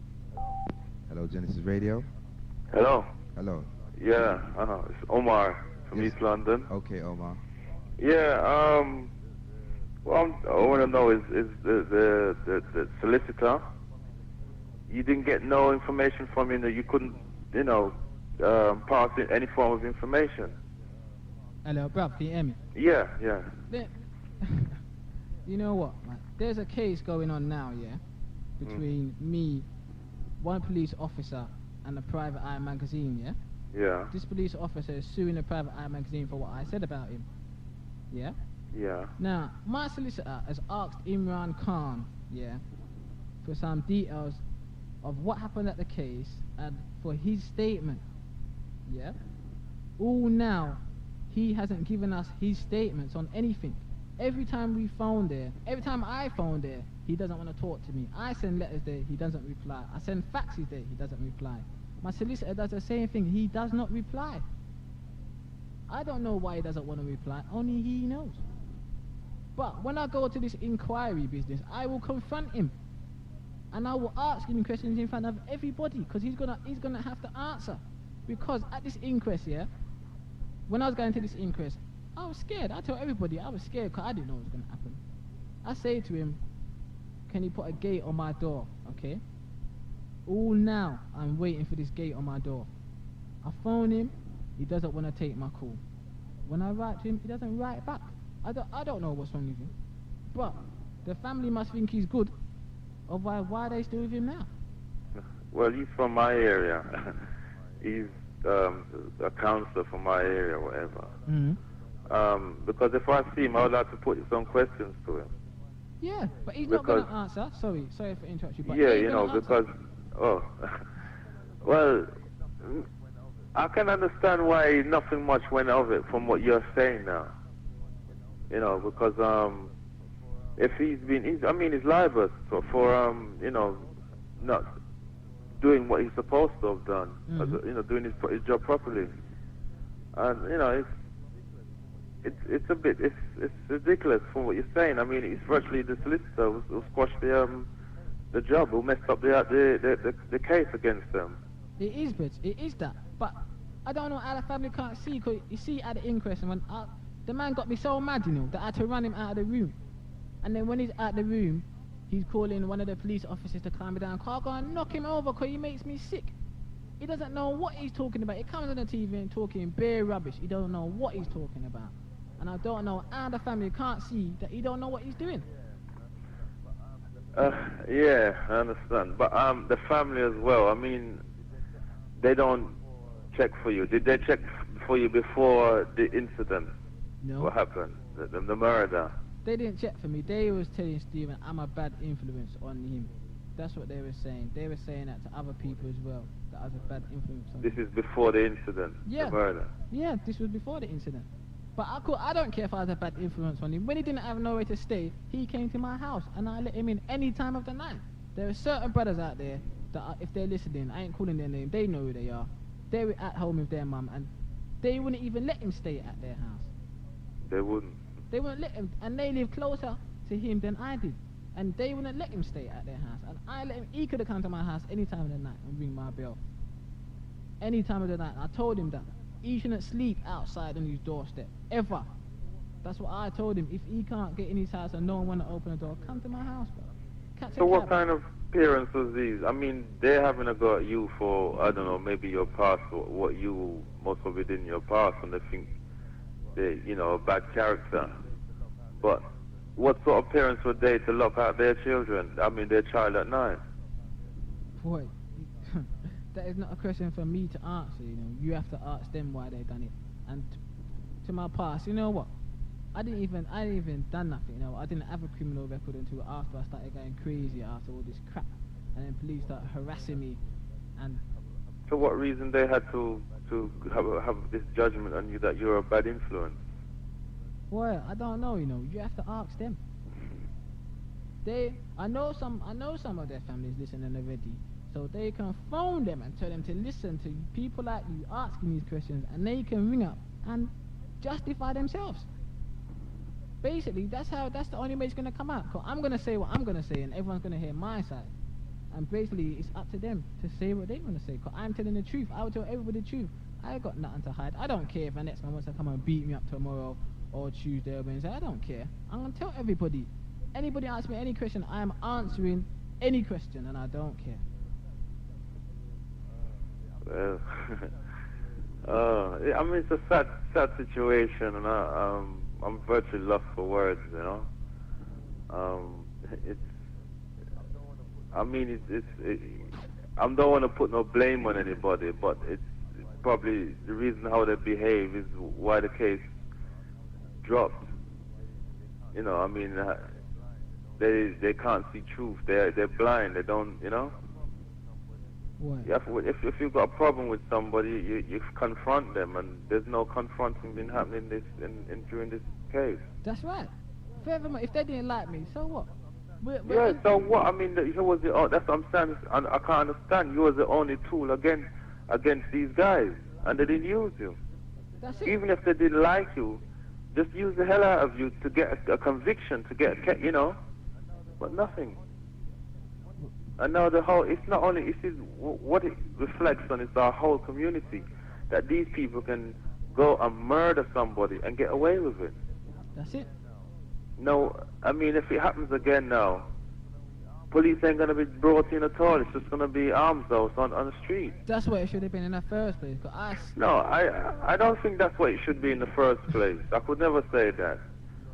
You have to give, even though in a sense you know what these kind of people are going to do, but you have to give them at least give them a chance to see. You can't, predict nothing, even though 9 out of 10 times it's true. You have to give them a chance to prove yourself right or prove yourself wrong. Suppose, if they did convict the guys, now it'd be something different, but they didn't. So now, right now there should be some people out there doing something to sort something out, but I can't really say what should be done. But the people there, they can understand. Well, you see the Lawrence, look how much people they got around them. What are them people doing? All them people that you see around them all the time, what are they doing? They ain't doing nothing. They ain't spending money to send that private. You see my solicitor, my solicitor pay for a private investigator to check for these boys and find out information, all those kind of things. Was it your guy who got them, filmed them? No, that was the police that done that on their own initiative. Oh, so the police did that on their own initiative, and still the case didn't... Because, brethren, if it's only me that picked out these boys, yeah? Mm-hmm. Then they set up one police officer to say that I said all this rubbish, yeah? Then they got released, right? Hey, what's this police officer's name who's supposed to have lied on, What's his name? His name is Sergeant Crawley, man. That's his name, man. Sergeant Crawley. Sergeant Crawley. Crawley. They set him up. They set me up with him, and he came up with some bullshit what I said to him. Then, they released the 2 boys, so obviously it's only my evidence against these boys, yeah? Mm-hmm. Then, the family solicitor comes to court with some document that I supposed to have said that I saw descriptions of them already from a police statement. So obviously, the family from who? The family solicitor, the Lawrence family solicitor. The Lawrence family solicitor? Yes. Come in with a so statement. why they do something like that? Ain't that going to dismiss the case against the boys who you've got? That's what happened, mate. That's what happened. That is exactly what happened. If that's what happened, I don't think the Lawrence family have no right to go on national TV and complain about anything. That is what happened. Cause I went to the court in the morning and he comes to me. The solicitor's supposed to know that if you seen any evidence of or description of anybody before you did the identification, then the case is against him is automatically dismissed or thrown out. See what he's saying. Now check this now. He wrote that down, yeah, a week after the incident, something like that, yeah. So he had that all these years, yeah, and then brings it to court on the day that they're having a private prosecution. What kind of business is that? He brings it on a morning, I come into court and they usher me into this room and they say that I've got to make a statement against this statement, what's already written down. Why is he keeping that for all these years? For he could have thrown that away. No one would have known nothing. But why did he bring it to the courthouse for? He knows it's going to cause confliction in the courthouse. Well, it seems that the Lawrence family is directing their anger on the wrong person. He must have known. Obviously, the judge is going to say, well, boy, I understand what you're saying, Dwayne, but he's a solicitor. I'm more liable to believe him than me. Are you still not talking to the family? It's not me not talking to the family. The family not talking to you. They're not talking to me. I haven't done nothing to them, I haven't done nothing. I think it's about time. Okay, they've gone through the grief of losing a son, which is a very painful thing. And mistakes was made in the past. I think it's time to actually sit down with you. Even if you go and call them and say, look, I've been on the radio, I've let off my steam or whatever. Can we try and sort something out? Well, let me tell you something. I won't be able to let off my steam because I can't forget. I understand, but you have to move on. The Lawrence is gone now, and the only thing you can do is to make something of what, even to keep bringing these guys' faces to the paper, or if you can't, if that's what can be done at this moment. But you have to sort out something with the family. I mean, it's no good really coming on air and telling them how they used to do this and that with the family. I mean, the boys, you know, Lawrence is gone now, and we don't really want to bring more sorrow onto the family. You understand? So, well, I it's understand what best you're to saying. keep knocking on the door and see what would happen. If they, you know, keep pushing your way, then you've got to understand that, boy, you've done everything you can do, everything you possibly can done. So what more do they want you to do? They want you to go out there and murder the boys in return? That was my suggestion from the beginning. Well, it's just going to be more lives gone. Okay, I'm not going to be sorry for theirs, but suppose you get catch in the meantime, that's your life messed up, because you know they're going to give you life sentence.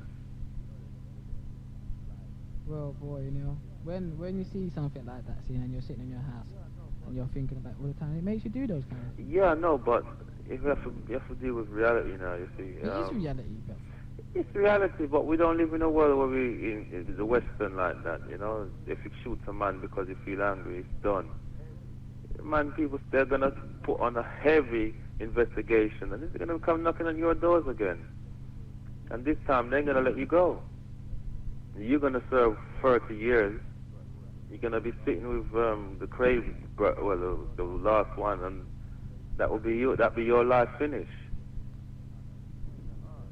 Okay, blood, yeah. Nice one anyway, yeah. So All right. we're going to allow some other calls to pull through still, yeah? Nice. Yeah, but enough respect for your input, blood, yeah? Okay. Okay, enough respect. All right, peace. Yeah.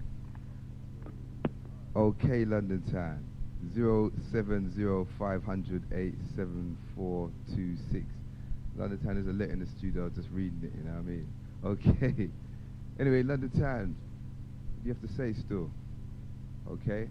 Anyway, so brother, yeah, you talked to me yesterday about you got moved and all that, yeah, by police to another address and everything. What's all that about? Can you tell London Town?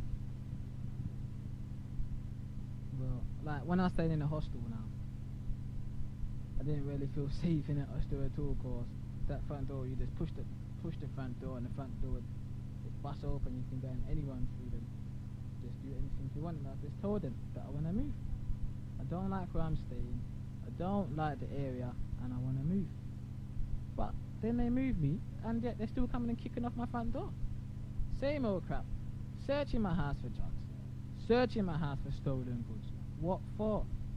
Why am I going to have drugs and stolen goods in my house when I know that the police are going to keep coming there? Why am I going to carry those things in my car when I know they're going to keep stopping me? Every week. To all, there's big commotion in Lewisham. Outside MFI. I don't know if people were hearing might have saw it or remembered it a year ago, I think about 2 years ago. Outside MFI. When they stopped me and my brethren.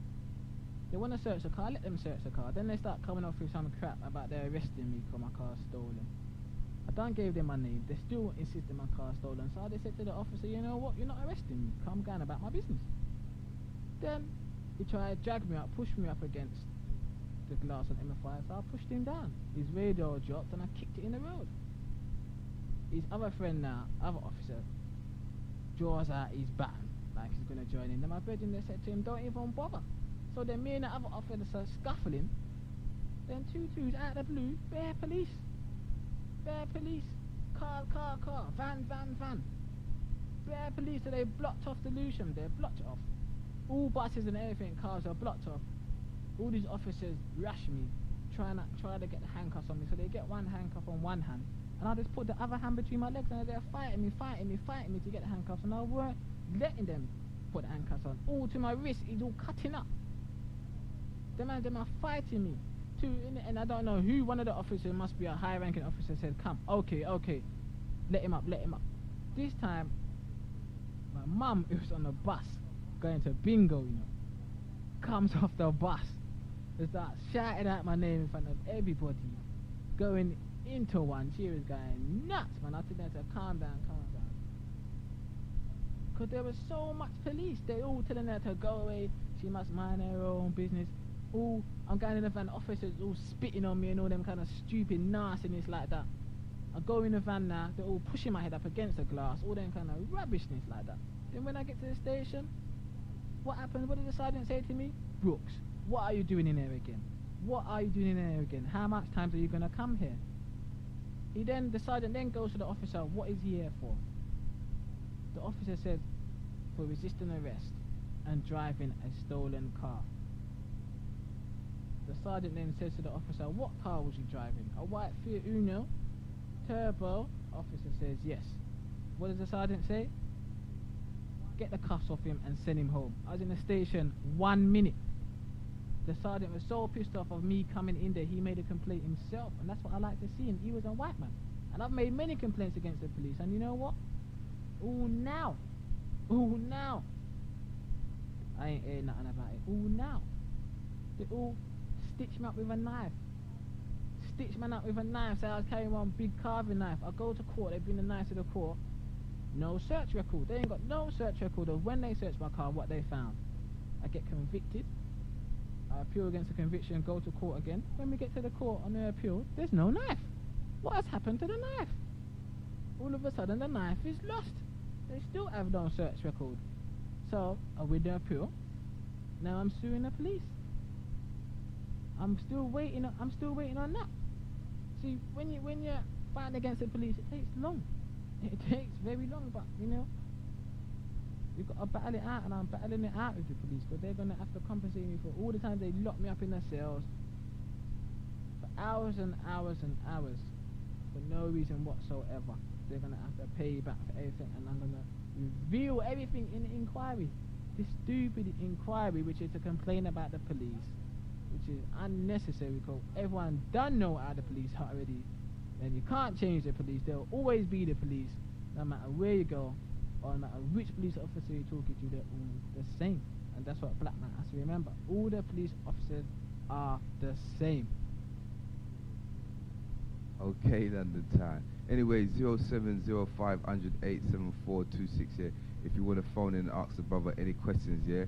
Because really at the end of the day, London Town, I'm leaving you to ask the brother the questions, because I can't ask the brother everything.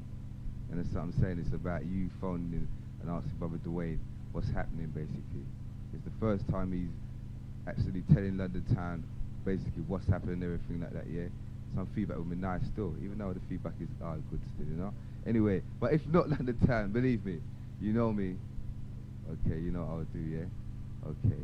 Anyway, so brother, yeah. Okay, we got a live link, yeah. Okay. Hello, Genesis Radio.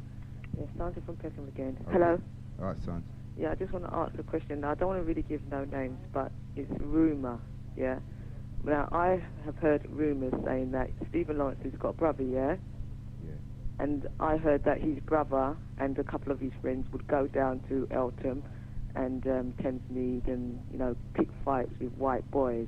And that's the reason why Stephen Lawrence got it. That was just a rumour that I heard.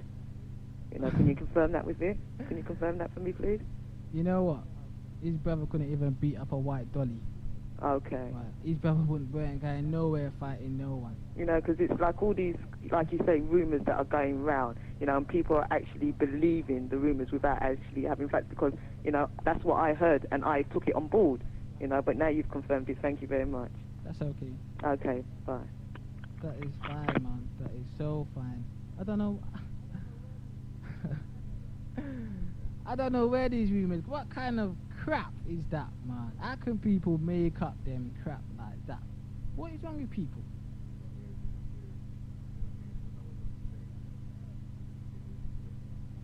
But brother, I'm here, man. People show a phone and ask. I will answer. I don't care. I'm gonna tell the truth. I'm not gonna lie. So if anyone wants to do me something, I don't care, because I'm not telling no lie on nobody. I ain't telling no lie on nobody, and I'm telling the truth. What that lady just said, no, his brother didn't beat up anyone. His brother couldn't beat up anyone if he wanted to anyway. But, boy, I don't know where these rumours come from. Okay, we got another live link. We're going to take this live link here. Hello, Genesis Radio. Genesis. Yes, bro. Yeah, Nice show. This is Donovan. Okay, D, how you doing, blood? Nice. Big respect to Dwayne coming on the air and letting everybody know what's going on. I didn't quite get the beginning of the show, you know. Could Dwayne please go through what happened, the incident from the beginning, sort of thing, because I missed the beginning. I've been listening, and I'd like to say enough respect to Dwayne for coming on the air and letting everybody know what's going on. And Dwayne, you must you sound like you're saying you don't really care and this and that, but you must keep cool, you know what I mean? Because you're the one who knows all the truth and can reveal everything. So you've got to protect yourself, you know? Boy, you hear me? I can hear you, man. But you see when I'm going through the situation, like when I'm talking about it, and I'm thinking of more and more things in my mind. I can't keep cool, though. Because then when I'm thinking, I'm remembering more and more things what happened and what people said and what people done and what the police said and what the police done, and it's just upsetting. And I have to say it, cause I just get mad. Yeah, I understand. But like I say, you got to make sure they don't do nothing. You know what I mean? Well, the police have been doing nothing to me since the incident. Nothing. Nothing, man. They've been doing too much things. But you know what? Them things can't hurt me. You know? They can do those things. Them things can't hurt me. They arrested me enough times for nothing. Have me sitting in a station for nothing. For nothing, bro. That's what they used to do. I know. I understand what you're saying, but you can't let them. They want you to make a mistake so they can do something to you, like the brother was saying earlier on. They might want to lock you away for a long time, and then you won't be able to get London Town to hear your story properly and clearly, you know. But good that we're hearing it now. But like I said, at the beginning, I didn't hear exactly what happened at the beginning, so I'm gonna kind of hang up. But enough respect and keep up the work what you're doing and stuff. But could you just go through it again? Let me know what happened, please. All right. Well. You should have taped this part, Briggy, so you could play this back, man.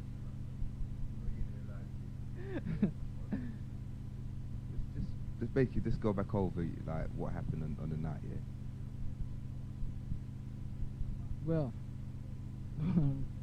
we was on a bus, man. We was on a 286 bus, going to. Basically, I wanted to go to Blackheath and then get a 53 from Blackheath Standard. Yeah, from the Standard up to Woolwich. He could have get the bus up to Woolwich. I would have got off a Charlton and walked down to my house, but you know, he didn't he didn't want to get off the bus, man, and he wanted to go home and make it up with his mum. He wanted to make it up with his mum, cause he was having enough problems, which was making him stay at my house. And I went all soft and said, okay, then we'll stay on the bus. When normally I would say, no, we're not going through them danger areas. We're gonna stay on the bus and we're gonna be late. But you know, we got off the bus. What? You taking this call? We take this live link. Sorry, London Town, yeah. And Brother D, will just go back over that again, yeah. Okay. Hello, Genesis Radio. Hello, good night. Hello. As a mother, I was sleeping. I sleep with my radio on, and for some reason, I wake up and hear the young man on the phone. What I would like to ask him, is it true he says that the Lawrence locked the son out? Is that what he says? It's not a nice thing to hear, is it? Hello? Hello, can you hear me? Yes. Is it true you says that the parents, Lawrence, locked the son out in the night? It's not a nice thing to hear, is it? No, it's not. So I'm asking you as a mother now, is it true? Yeah. Yes. And he had to walk it all the way the 2 miles back to my house. And that's the things that I can't get over. Everyone's saying to me I should make up, but I can't. When I sit down in my house and think of those things, I can't get over that. I can't get over that under no circumstances whatsoever. How can they lock you? You're in a racist area anyway, and you're locking him out. I can't get over that. Well, how can they come under television, crying the heart out, keeping fast, doing all kind of rigmarole, and they are that sort of parents? Darling, I really can't believe what I really hearing. I can't accept it for a mother who go through 9 months to bring a child in this world, lock our child out in a country like this at night. And I'm sorry.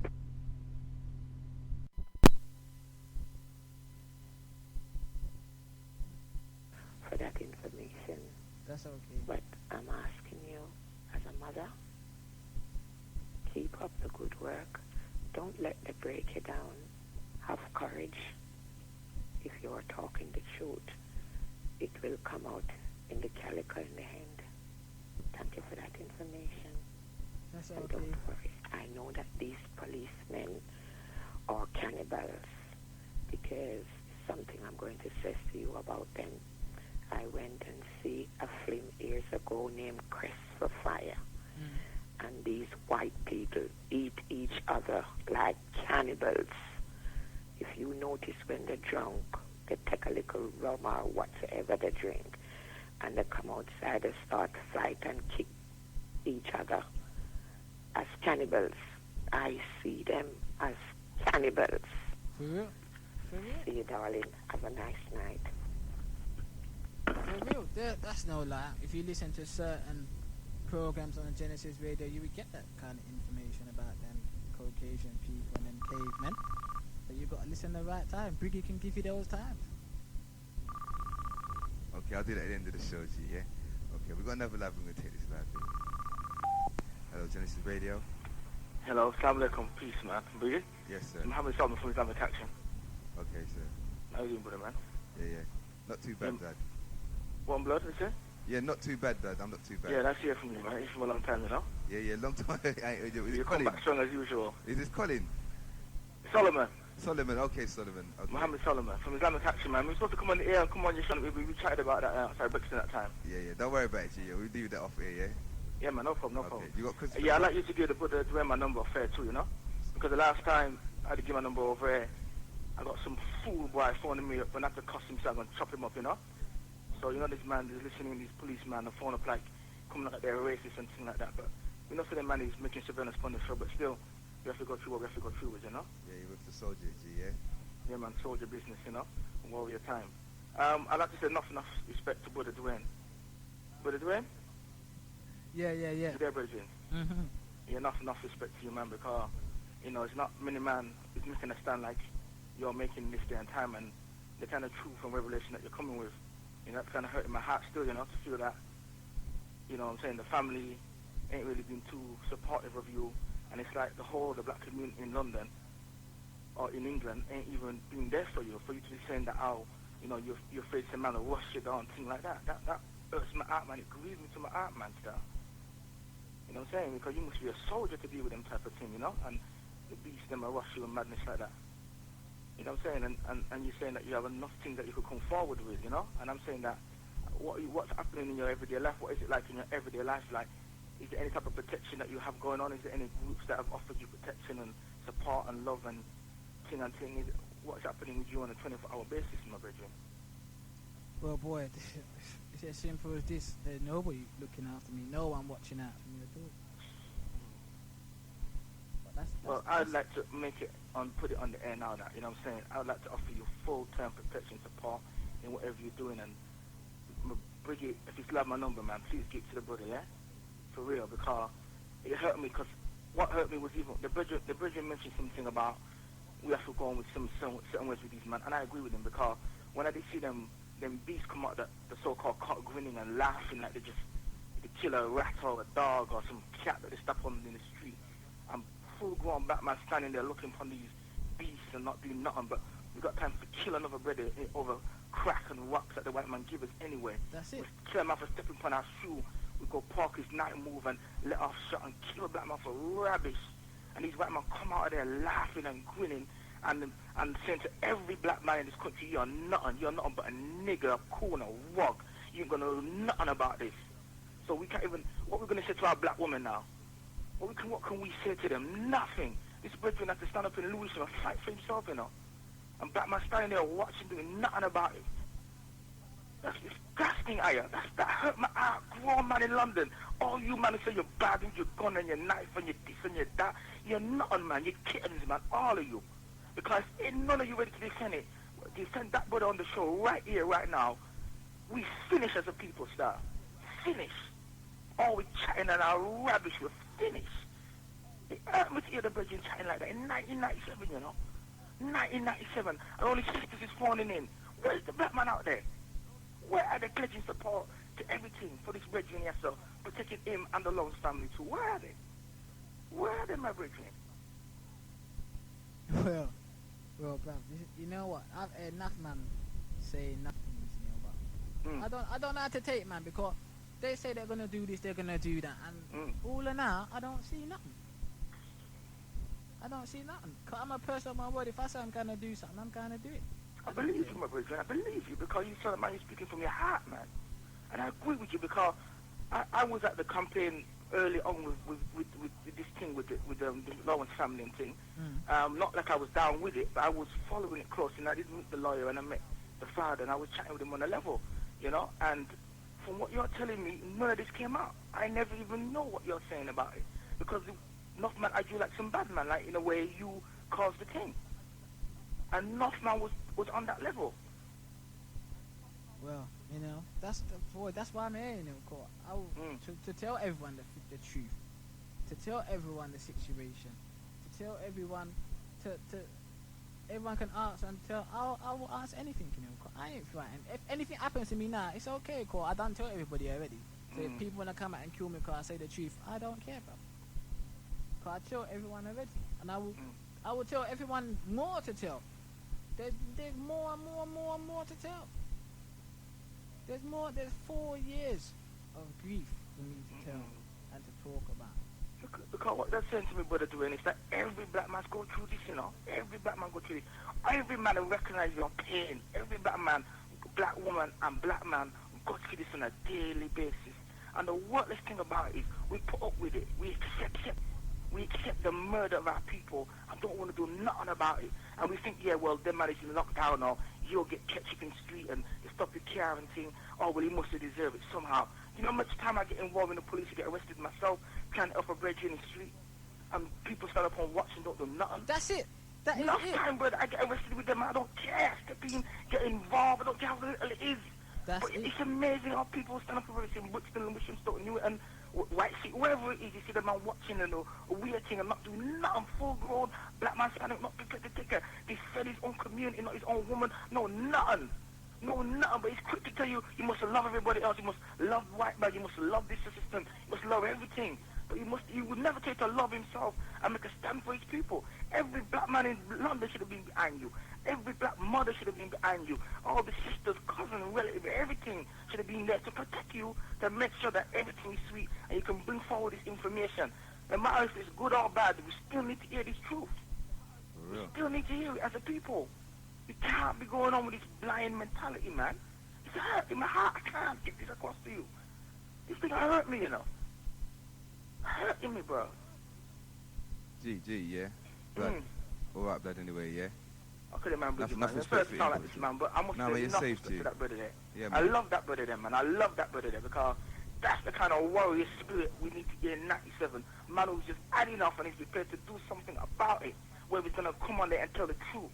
That's the type of black man I am happy and proud.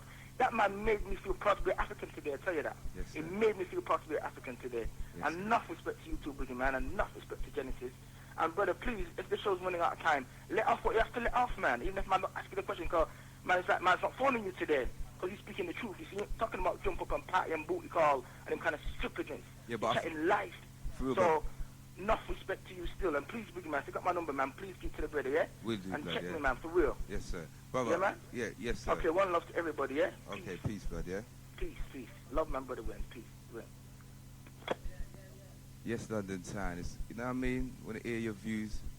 London Town is all good still, yeah, brother. Dwayne's in the studio, London Town, 075 0087426. Okay, it's one of them funny numbers, man. You know how you go, London Town. Okay, we're going to take this live link, yeah? Hello, Genesis Radio. Hello, Genesis Radio. Yeah? Hello, Genesis. Hello? Hello? Hello? Hello? Hello, what's your name? Where are you calling from, sis? Hello? Hello, can you hear me, sis? Hello, Mum. Hello? You've got to come where you can hear him. Yeah. Right, put the phone right. down. Yeah. Hello? Hello, can you hear me now? Can you hear me now? Yeah, I can hear you, yeah. Okay, what's your name? Where are you calling from, sis? Hello? Hello, I can hear you, sis. Can you hear me now? Yes, I can hear you loud and clear. Okay, hello. What's your name? Where are you calling from, please? Right, my name's Vivian. I'm a member of the Lawrence family. Hi, Dwayne. Okay, Dwayne? Dwayne?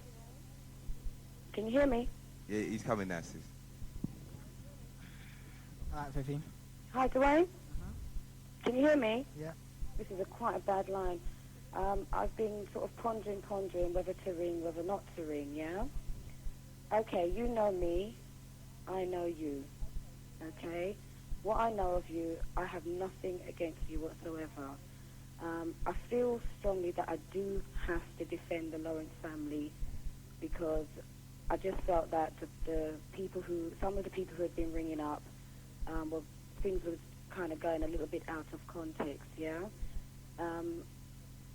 I do feel that they're not here to defend themselves, okay? I'd like to point out, you did not kill Stephen, okay? It was those white guys who killed him. So therefore, I feel everybody should focus on them. The conversation seems to have got a little bit out of context, and it's become very, very personal. I strongly really hope, I've always wished that whatever you felt, you would have been able to tell Stephen's mum and dad, and vice versa. You know, I really wish it hadn't got to this state at all. We're all understanding people, and I just really wish you were able to, just the same way I hear you speaking on air, I would just love to hear you tell them how you feel. That way everybody has a chance to defend themselves. A caller rang up saying, oh, when they're on TV crying and when they meet their maker. I mean, there's no need for that. This is about what happened to Stephen and for these guys to be brought to justice, okay? This isn't about what kind of parents they were and whatever. I'm a mother of 3, okay? Children do things wrong, okay? And everybody does things wrong. They get chastised for it. But I just feel that this thing has got a little bit out of context, and I just feel that, personal things should be kept personal between all of us, not on air that everybody can, because right now everybody's thinking that they're really, really bad people, and they're not bad people. You're not a bad person either. Right? Nobody lived with Stephen to know what was going on. His parents loved him, and like your mum loves you. You made a statement to the last caller that you don't have nobody. Let me tell you, you have somebody. You have a mum. She loves you so much. I know that personally. Speak to me. I can't say nothing. I can't. What do you mean you can't? You've spoken to me before. I can't say nothing for you, Mum. Like I said, I just feel that, I'm a talker. I love to talk. And I just wish, the same way I hear you, I just wish you could tell them that, and just rather than, air it like that. But I would like to, because it's just driving me so crazy, man, I'm telling you. It's driving me crazy, but I can't get to them, because if I do get to them, I'm going to just go on so bad, and I don't want to. There's no need to go on bad. But There's no need to go on bad. I have to say, when I'm saying what I'm going to say with it's going to make me feel... You know what, Dwayne, Stephen would not like you to go on bad, and you know that. Stephen would never have liked you to go on bad. Just talk. Say what you have to say. Everybody has a right to say what they have to say. It's upsetting, man. I can't say it and be calm. Honestly, I can't say it and be calm. I even try. I'm in my house and I try and talk to myself and say it calm, but I can't say it calmly.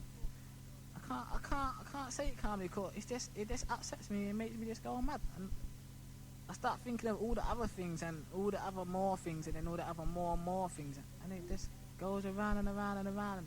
There's a lot a lot of things you've said. I don't understand a lot of it because I really don't know, but I feel very strong that okay, you've heard a lot of things that the Lawrences are supposed to have said, vice versa. But I'd like to ask the question on both sides has anybody directly ever heard each other say anything? You know? Because hearsay is not a good thing, regardless whether you are a solicitor or not. I work for legal people, so it's not good to listen to everything. And I'd just like to finish on the last note by saying that my cousin and her husband love Stephen dearly. Your mother loves you dearly too. Okay? Okay. Bye. Bye.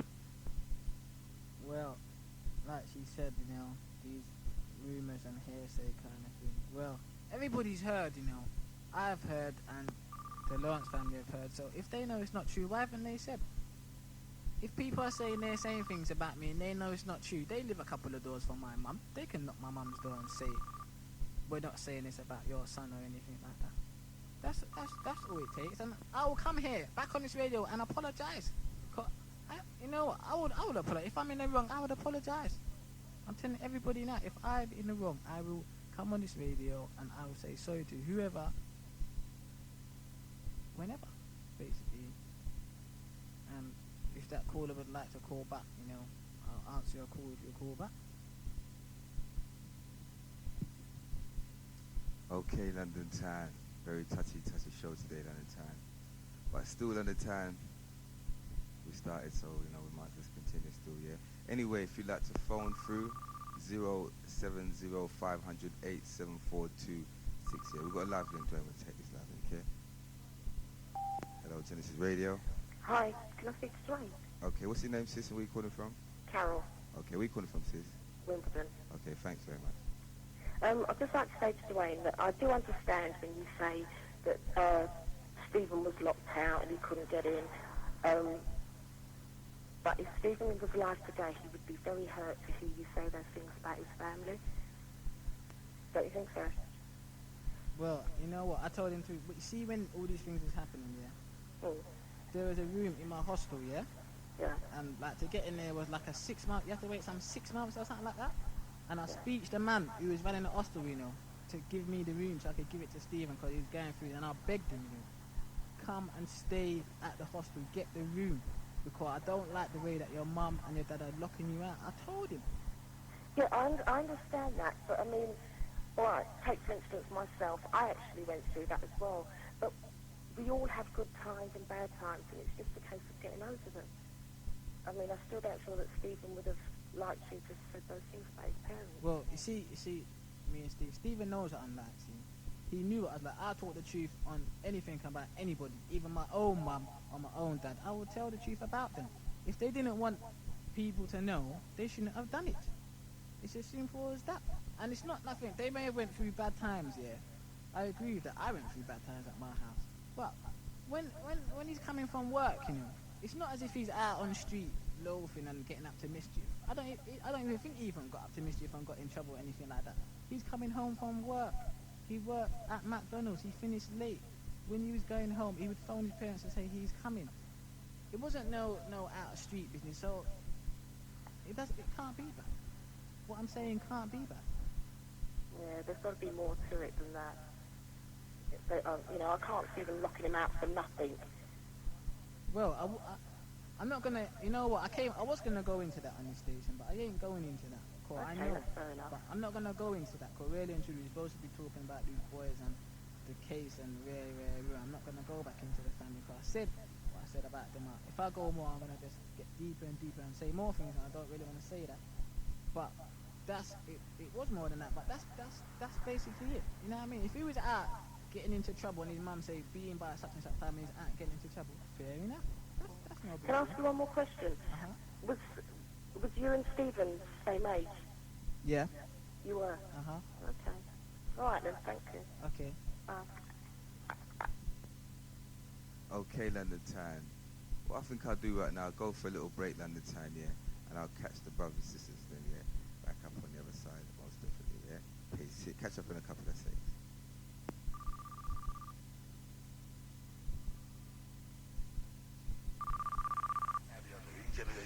We got Briggy and our Genesis school coming from the juggling squad.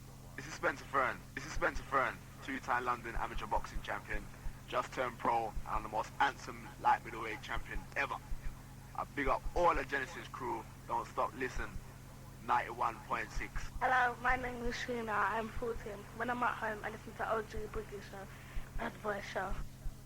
Now big up yourself, Briggy, on the Regeneration Show, coming from the Sandy. See? Yeah, this is Danny Williams, next heavyweight champion of the world. This is Khan Muhammad from the South London Study Group of the Nation of Islam. So to say big up to the one Briggy on the Genesis Radio. We need more strong black men in a community like this, representing our people in a positive peace. My name is Diane Abbott, Member of Parliament for Hackney North and Stoke Newington, and I listen to Briggy on Genesis Radio. My name is Denise. My name is Denise. My name is Denise. I'm 9 years old. I always listen to Briggy on Genesis FM. I really love OG Briggy Show. This is Mikey Simpson, tuning into the Regeneration Show with OG Briggy. This is Curtis Walker, bigging up Briggy on Genesis Radio, big time. Big up the man like Briggy. MC Scheme said that from Sterling Collat, 9 to 1.6 every time. Yeah, this is Sassaran speaking for OG Briggy. I just want to say to all station man, make we unite. Briggy on Genesis Radio, seeing no lies I'm going to say that, and you know, so we don't take back talk. My name is Jade. My name is Jade. And my name's Bianca. We listen to our Dad's Talk Show. It teaches you about your own black history. That's why our Dad's special. That's why our Dad's special. We love you, Dad. Keep up the good work. Hello, this is Duke McKenzie. I listen to Briggy on Genesis Radio. It's quite free to make with them, picking up Briggy on Genesis Radio. Okay, London Town, we've got a live link, and we're just going to basically go straight and take this live link here. Hello, Genesis Radio. Hello. Hello. Hi, I've just tuned in, right? I've been listening for about half an hour now. I haven't got a clue what everyone's talking about. Could you just do like a quick recap or something? Because it just sounds so interesting, but I just don't know what's happening. Or what the discussion point is. Yeah, okay, right. Brother Dwayne's going to go over basically, yeah. But so I'll just hang up now. Yeah, okay, sis. Thanks. All right. It's London Town. Brother Dwayne's going to go over basically what took place on the night again. Just give him time to get through that London Town here. And then calls coming through, but everyone's just ringing up now. Okay. What I'm going to do London Town here, we're going to take this call here, because Dwayne wants to take the call here, and then we'll go back to, we're going to switch off the phone, and Brother Dwayne's going to go over one more time, and then we'll just take it from there again, yeah? Okay then. Hello, Genesis Radio. Hello, Genesis Radio. Hello? Hello? Hello? Can you hear me? Yeah. Yeah. What's your name? Where are you calling from, blood? Yeah, my name's Pete. Coming from South London. Okay, blood. Yeah, I just want to ask the brother how old he is, man. Hello? Yeah. Yeah, I'm 23, yeah. 23. Why, what's wrong? Yeah, boy, I tell you, for most parents listening to you, right, you kind of wonder how the Lawrences are feeling about you at the time. You get me? Mm-hmm. So it's like another caller said, you're kind of full of kind of some anger there, you know? I know you lost your brethren and thing, but right now, you know, listening to what you and the Lawrences have been going through, it's kind of like there's a lot of animosity going on, and, you know, it needs to be squashed right now, man. Because you shouldn't be on the radio discussing how you feel with the Lawrences, you know what I mean? You should be there with them, reasoning and sorting out. Your brother's been dead for 4 years. Yeah? And it's taken all this time for you to come on the radio and discuss how you feel. And when you do come, you're talking about the Lawrences, man. Let's talk about positiveness. Let's talk about how we can sort out and stop things like this from happening ever again to people like us, man. We're good at making noise, but we're never good at rectifying anything we're supposed to do. You understand me? For real, for real, for real. You know?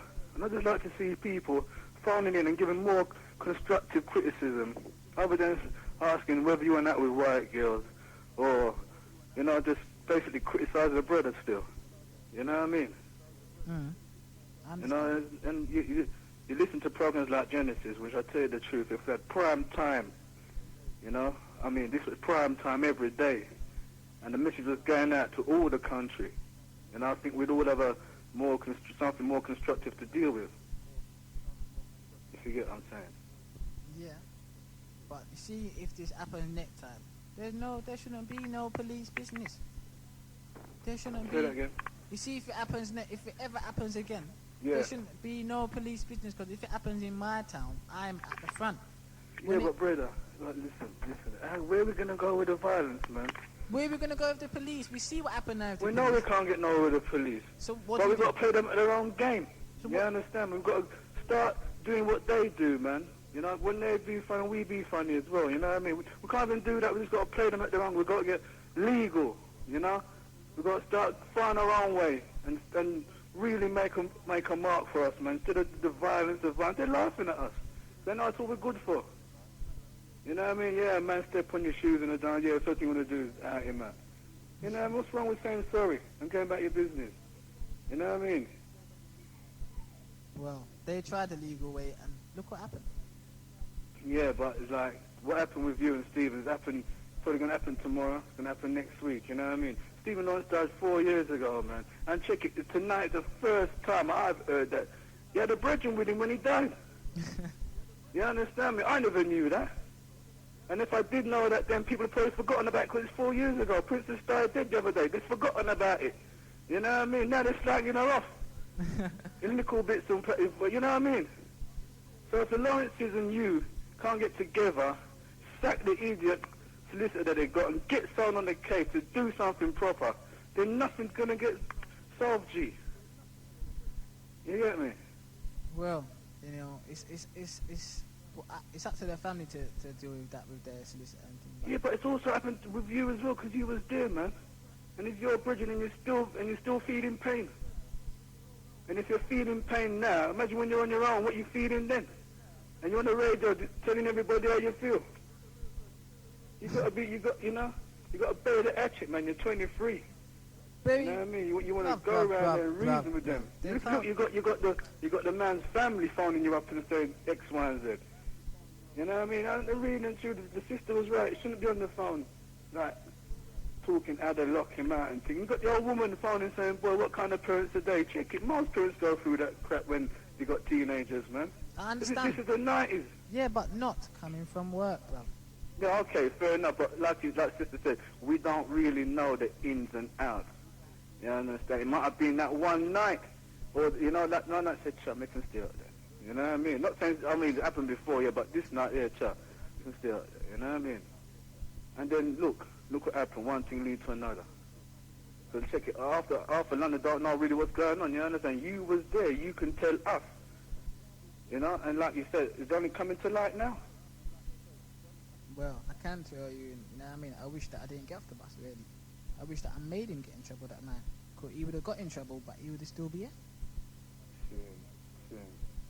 Well, so I just like to say, well, boy, I just wish black people get their act together, man, because it's happened too many times. You know, in 97, how many black men dead in 97? How much black men's going to dead in 98? How much black men's going to dead to the year 2000 before we even start to check ourselves and say, "Chef, well, go on."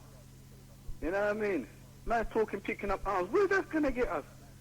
You understand? The same white man selling us arms, the same thing to blow ourselves away, man. Just like they're selling us the same Germans and crack and everything. We're going around in one vicious circle, man. When we're going to start realizing for us to look at each other instead of looking at what we got? Just look at what we can do. You know what I'm saying? Because this negativeness, man, is just going to drive a wedge right between the black community, man. And we're just might as well give us an album and just blow ourselves off the face of the earth, man. We're all thinking black this and black that, but what are we really doing about it? You understand? Genesis should be freaking on air, time star. And just bleating out the message to everybody. You see me? But it's like, the black people are so... Sure, it's just frustrating, man. It really is. And listening to you tonight, I can feel it for your star, trust me. But it's like, so boy, I mean, tomorrow, another day, people are going to say, "Did you hear that show last night?" "Yeah, blah, blah, blah." What we doing about it? Nothing. Yeah. You know what I'm saying? And it cheeses me off, man. We make the most noise, but we're all full of wind. See? And G, there's no one out there to protect anybody who even does try to stand up and say anything. That's what I'm saying, man. No one's protecting nobody. We're just watching what we've got and... So like, boy, at the end of the day, enough talk's going on, but at the end of the day, a man has to look out for himself too, because no one ain't going to be looking out for you, man. So, but all right, Briggy, so when are we going to finally stop looking out for ourselves and finally come together? G, what's it going to take? I'll tell you what, that's the question. What is it going to take? That is the question. Is it going to take for some... What is it really gonna take, man? To check it, you check it now. There's someone getting killed every week. Murder, watching news, murders, one murder every week in some club or somewhere. You understand me? It's getting more and more frequent, man. You understand me? That's it. The man has got guts to kill each other, G. But you know the score anyway. You know what time it is already there. Yeah, we know what's happening, Archer. You see? No answer, is there? What do we do in the meantime? Boy. I'm sorry for sounding like this, man, but I've been listening to you. You know what, Big? I listened to this morning to that black policeman who come on. Yeah, go on. You know what I mean? And boy, I tell you stuff. And it just, you know, and look now, you're talking about a black youth who's been killed by white guys in a white man's country with white police trying to lead an investigation, and you know it ain't going nowhere because it's done in a racial area where things like that are probably accepted. You understand? And G, like I always say, the rest of the world just looks at us as black folks and then just say, you know, them brothers are idiots. Boy, it's just sad, man. Yeah, really anyway, let's just... Respect, yeah? Yes, sir. Nice, enough respect, yeah? Easy, man. Okay, Genesis Radio, baddest station in England, baddest station in the world. I have to keep saying that, man. Anyway, London time, if you want to phone through, yeah? 070-508-7426, yeah? We've got another live link. We're going to take this live link. Hello, Genesis Radio. Yo. Yeah, Dwayne, where I see it, yeah, right. The only reason why you brought in the Lawrence family in the first place is because they wasn't using you as their main war weapon. You know what I mean? Like, in a courts and that, you know what I mean? That's why you started to, like, say, they ain't bringing you in and they ain't checking for you, you know what I mean? It's like, say, they're being paid not to involve you or something, you know what I mean, blood? Well, you know, I didn't even really want to be in the public, you understand? I didn't even want to be on the scene and all those things there. I didn't want to be up and down with them on the news. I didn't want none of that. You know what I mean? People might think that, I'm upset because of that. That's not why I'm upset. I'm upset that the thing that when you can see that it's not going nowhere, my solicitor's doing investigations and finding out about these police officers that are on the case and about these boys, and we're giving it to Imran Khan, and he's not doing nothing with it. That is the thing that annoys me. Oh, I see. Then I get stuck in a situation where I'm stuck in a situation where I can do something about it, but will stop the case, or don't do something about it, let the case go. And if I do something and stop the case, what's going to happen? They're going to turn around and say, I'm trying to mash up the prosecution and waste their money and blah, blah, blah. So I was stuck, and really, I didn't want them to say that about me, so I decided to let it go. It's only for shit, you see, because at the end of the day, yeah, right, you were there. You know what I mean? You were the brother who was there with him, trying to help him, right? Everyone's slandering you, saying, it wouldn't have liked tips for you to have been phoning in, saying all these things. At the end of the day, yeah, right, it's just truth that you're chatting, because if you wasn't chatting truth, then you wouldn't be there saying it, you get me? That's right. See? That's right. One love, blood, see, because, I mean, I'm behind you 100%, see? Alright, bro. Okay, London time. Calls are coming in still, yeah? Keep the calls coming in. Brother Dwayne's here to answer your questions, yeah? Okay? And he feels comfortable coming on the Genesis and the OG Briggy show and just doing his thing, yeah? Okay. We've got another live. We'll take this live. Hello, Genesis Radio. Hello, Genesis Radio. Okay. Okay, lost that call there. Okay, London time. Keep the calls coming in still, yeah? Okay, we've got another live link. We'll take this live link.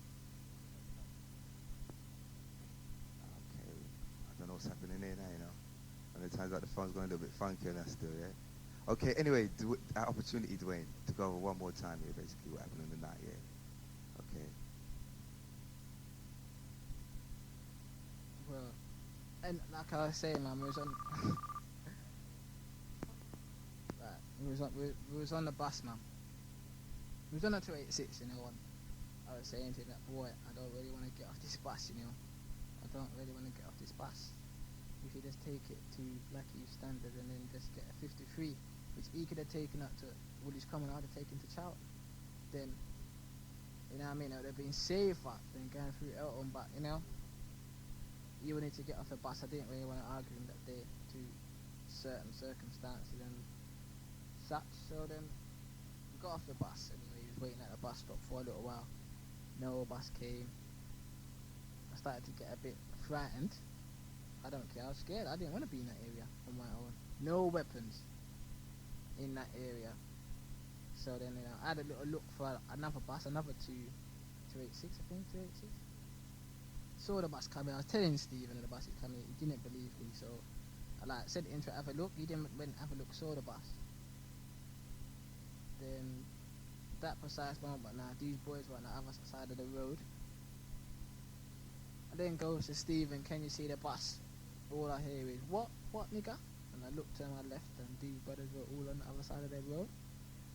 And then they just started running over. And this brother was like throwing one big long thing out from down his trousers, and I just turned to Stephen and said to him to run.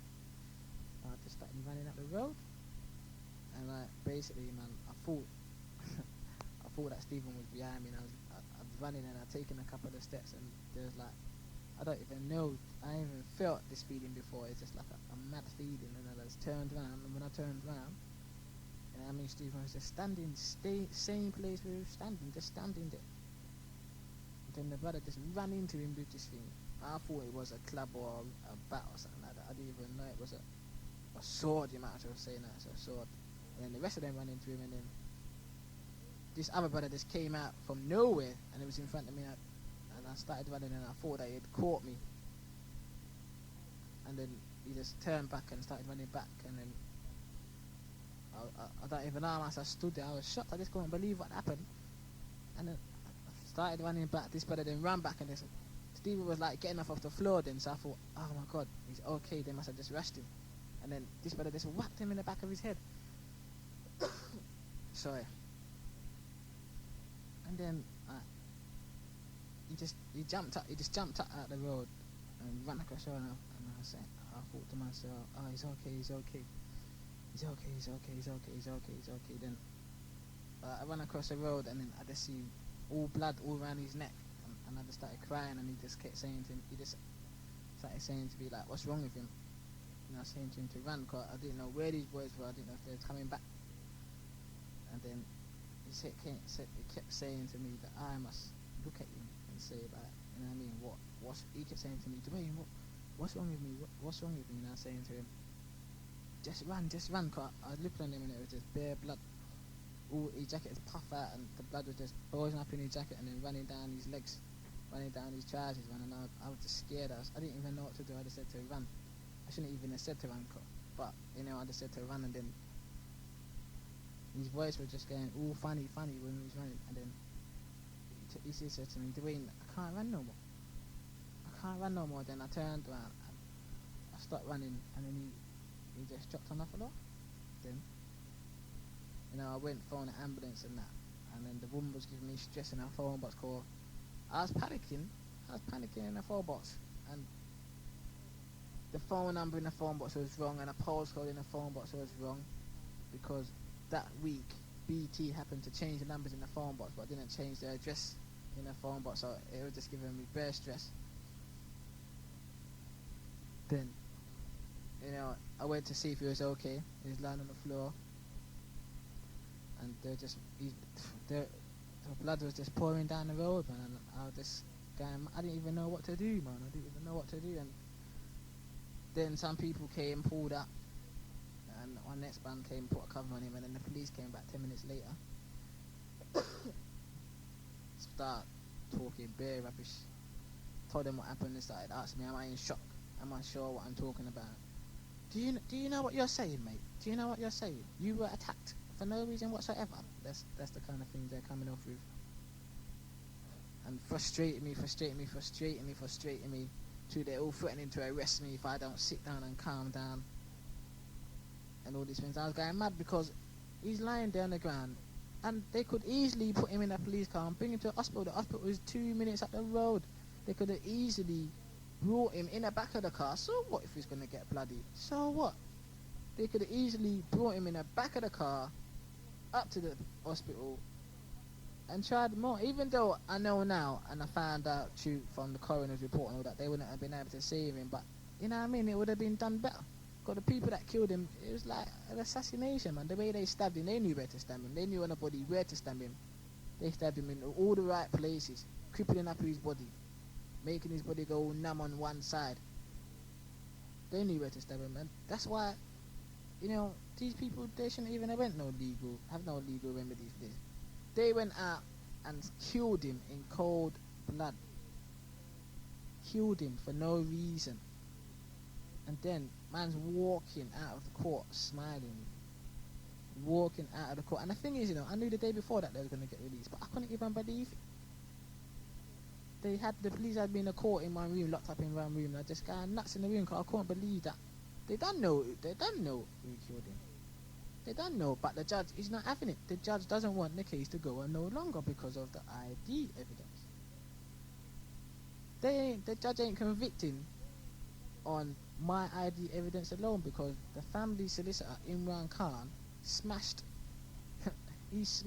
my ID evidence with what he wrote down or what his assistant wrote down. Same thing, his assistant is with him, so as far as I'm concerned, he wrote it down. But when he gets back to his office, he's supposed to read that. And the thing is, he kept that, what his assistant wrote down for those years, and then brought it to the court in the morning. Then in the morning, I had to make a counter statement against it in the morning. After all those years when he had it, and I could have made a statement against that. A longer time before that, he brings it to court in the morning. After they rush me into court under blue light in a police car, just to make a statement against that statement, which it didn't even make sense, because the judge ain't going to believe me anyway. The judge ain't going to believe me. The judge believed the solicitor, and it was all over. And all now, I'm asking, my solicitors asked Imran Khan for his statement, what he made in the court. Why doesn't he release it? If anybody asks for my statement, I would give them court. I ain't got nothing to hide. I made some mistakes. But so what? I made a mistake. I made many mistakes, but I would give anybody my statements. Anybody thinks that I'm lying, or I didn't say this, or I didn't say that, I would give them my statement. That is nothing to me, you know. What I want to see is Imran Khan's statement. I want to know what he said in the court. I want to know what his explanation was about why his assistant wrote down, I said I saw a police statement describing these boys. That's basically what I want to know. Okay, London Town, yeah? Right, brother Dwayne's just gone over everything again, basically what just happened, yeah? And I'm going to switch back on the live link for you, yeah? Okay, London Town, if you'd like to phone through, 070-500-87426, yeah? The callers who was calling up before, if you'd like to just call back again, sorry, but I had to turn the phone off, London Town, just so brother could go through basically what happened, yeah? Anyway, Genesis Radio, 91.6, always working hard for the community, yeah? We're going to take this call. Hello, Genesis Radio. Oh, hello. My name's Carol from Catford. Okay, Karen. Yeah, I'd like to ask Dwayne a question, and basically it's that I was under the impression that the reason why the case collapsed was because the main prosecution witness was unable to identify the attackers. You say that's not the case? Hello? Yeah. I was the main prosecution witness, you know. You were the main prosecution witness? Yeah. Right, okay. And were you able to identify the attackers? I picked out the people in the ID parade, yeah? Mm-hmm. Which were the attackers, yeah? Yeah. Then this other officer made the allegation that while we was travelling back in the car, I told him that I didn't know who the people was that attacked him, and that I was just going on information given to me. By who? By friends. Right. But really, I didn't even know anybody that knew these boys, you know. But this police officer made this statement, yeah, and then the two boys got released, yeah. Yeah. Now then, when we go to the court, when we go to the case now, some 2-3 years later now, remember all this has come out before the police officer said that I didn't know, and all them kind of things, yeah, and that I got descriptions from other people. Then the family solicitor comes up with a document saying that I got the description from a police statement, what does that say? Obviously, that agrees with what the police officer says, isn't it? So where was you supposed to have got this statement from the police officer? That's what the family solicitor wrote down. His assistant said, I said to him that I saw a police statement with the description of the boys. Where was you supposed to see the statement? When he came to visit me one time, when after the countless occasions I phoned him and asked him to come, because police were coming to my house regular. Yeah, and he was supposed to be my solicitor, and I'm phoning him to come to be there while they're there, and he's not coming. Oh, I see. He wasn't even coming.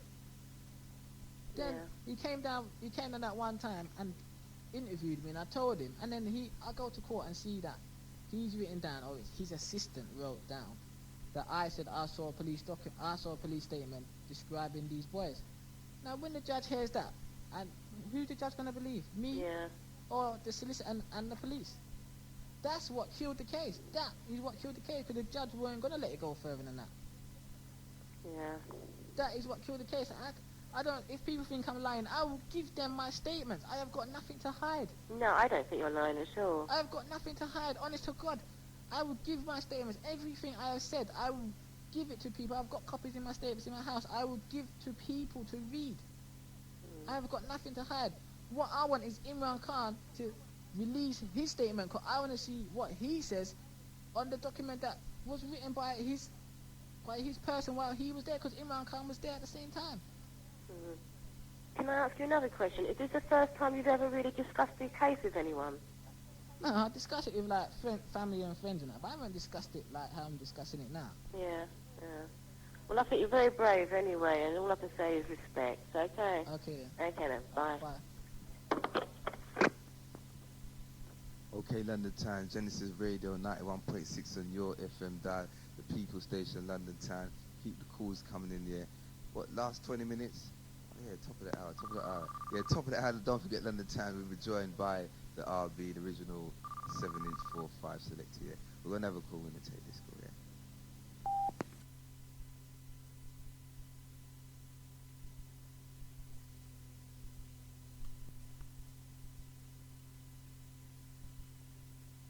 Dwayne, I feel your pain. I know that you've been robbed of your grief and attending the funeral.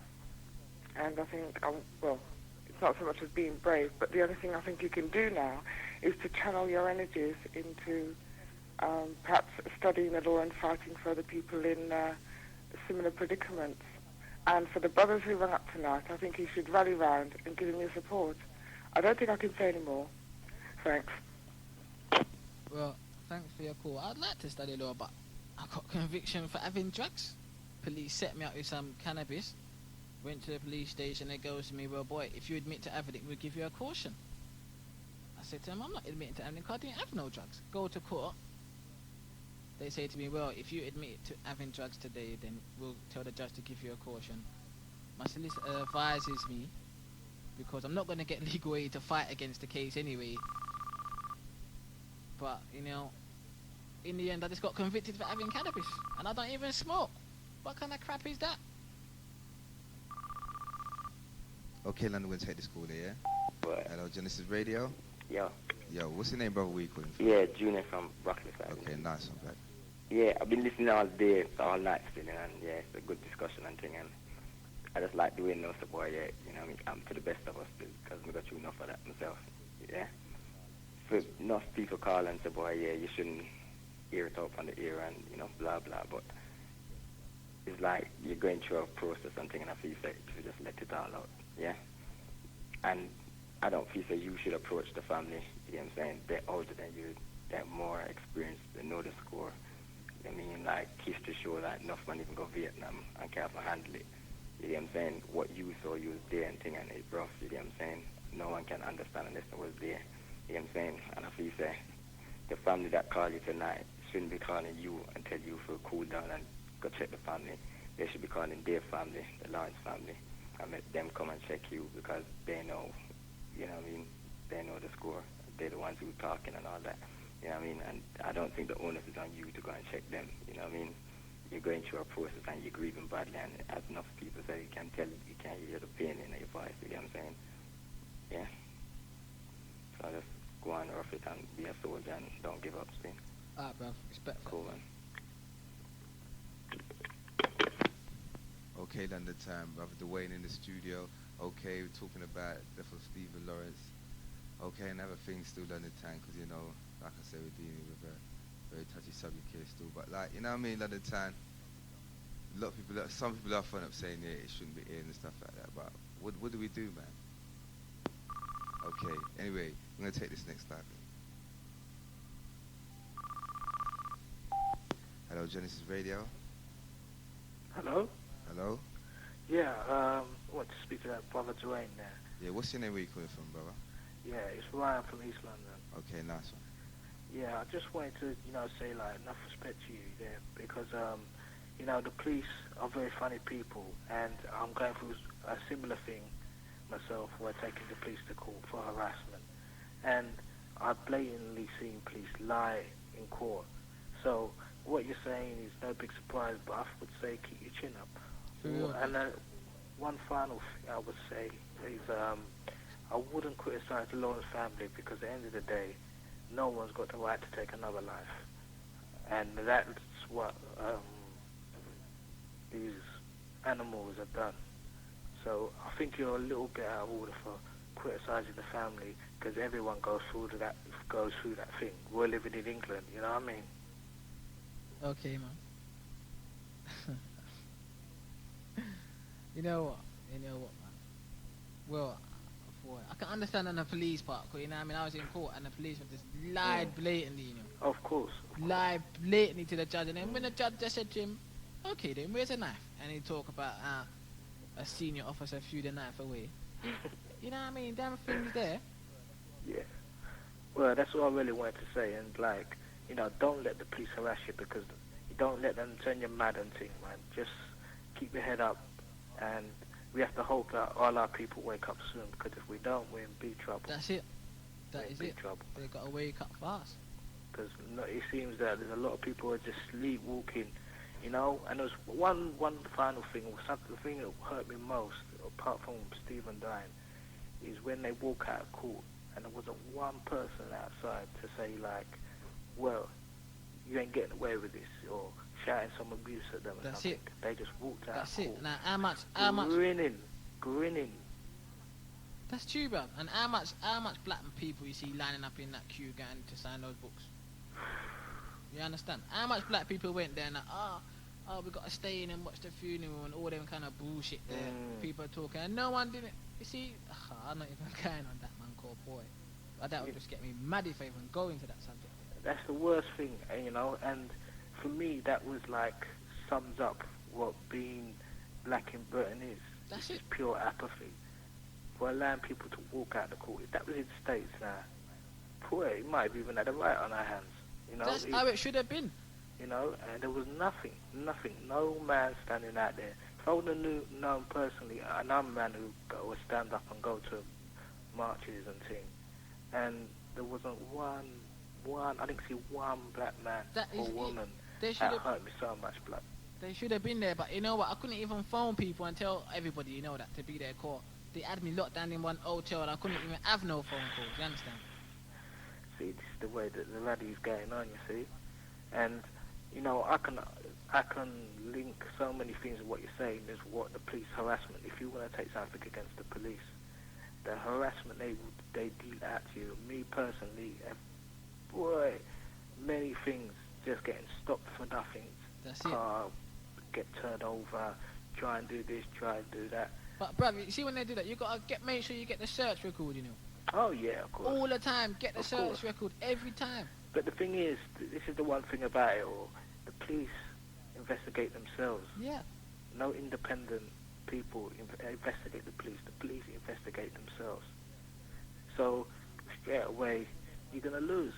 I've never heard of a policeman going down for something. Never. So you know what I mean. Best thing for you to do, my friend, is just keep your head up and just hope that our people wake up quickly, because the Stephen Lawrence, God rest his soul, it's going to happen again. We know it's going to happen again, because now because these people have got got it in them that, well, we've done one, we can wait a little while, do another, and that's the way it's going to be, you know. And it's going to take a lot of waking up for our people to do, you know, because I'm sure the Lawrence family there didn't know that was going to happen to them. Never thought it battered in their eye. They never even thought about it. But when it happened to them, then they found out. I remember Stephen's mum on the radio saying, "Where were black people? Where were we? You know, where were we?" And there was no uproar. There was nothing.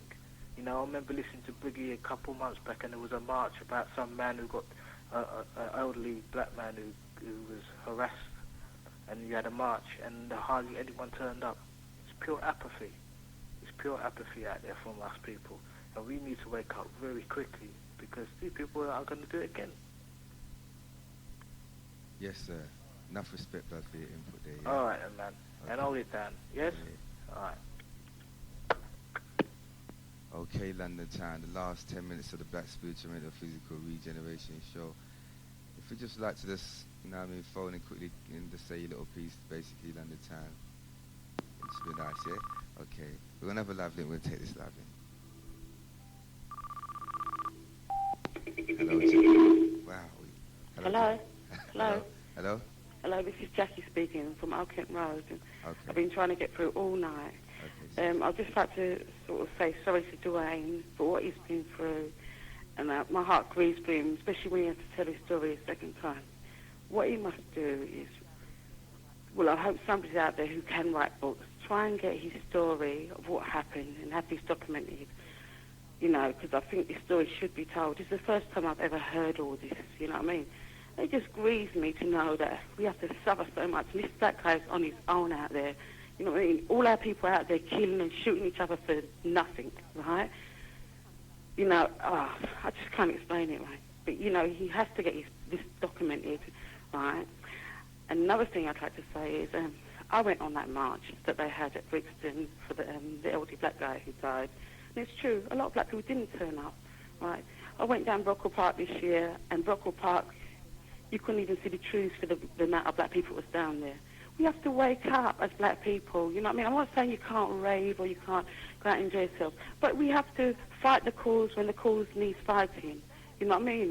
You must have a conscience. Don't wait until it happens to your brother on the doorstep. You know, you want everybody to rally around and help you.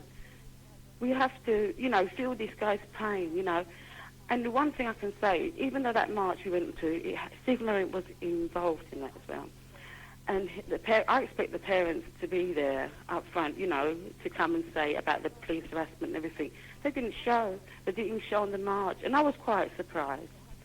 But, you know, I think they have too much faith in this English justice, right? They trust too much in white people. We can't trust them because they can't be trusted. You know, I'm with everybody else. Somebody should have out them boys' life a long time, as far as I'm concerned. Them guys, when I heard they walked free, I said, you know, them guys won't live a week out. Their life won't out in, man, because they don't deserve to live. You know, and all these black people out there shooting and killing each other for rubbish, as far as I'm concerned, right?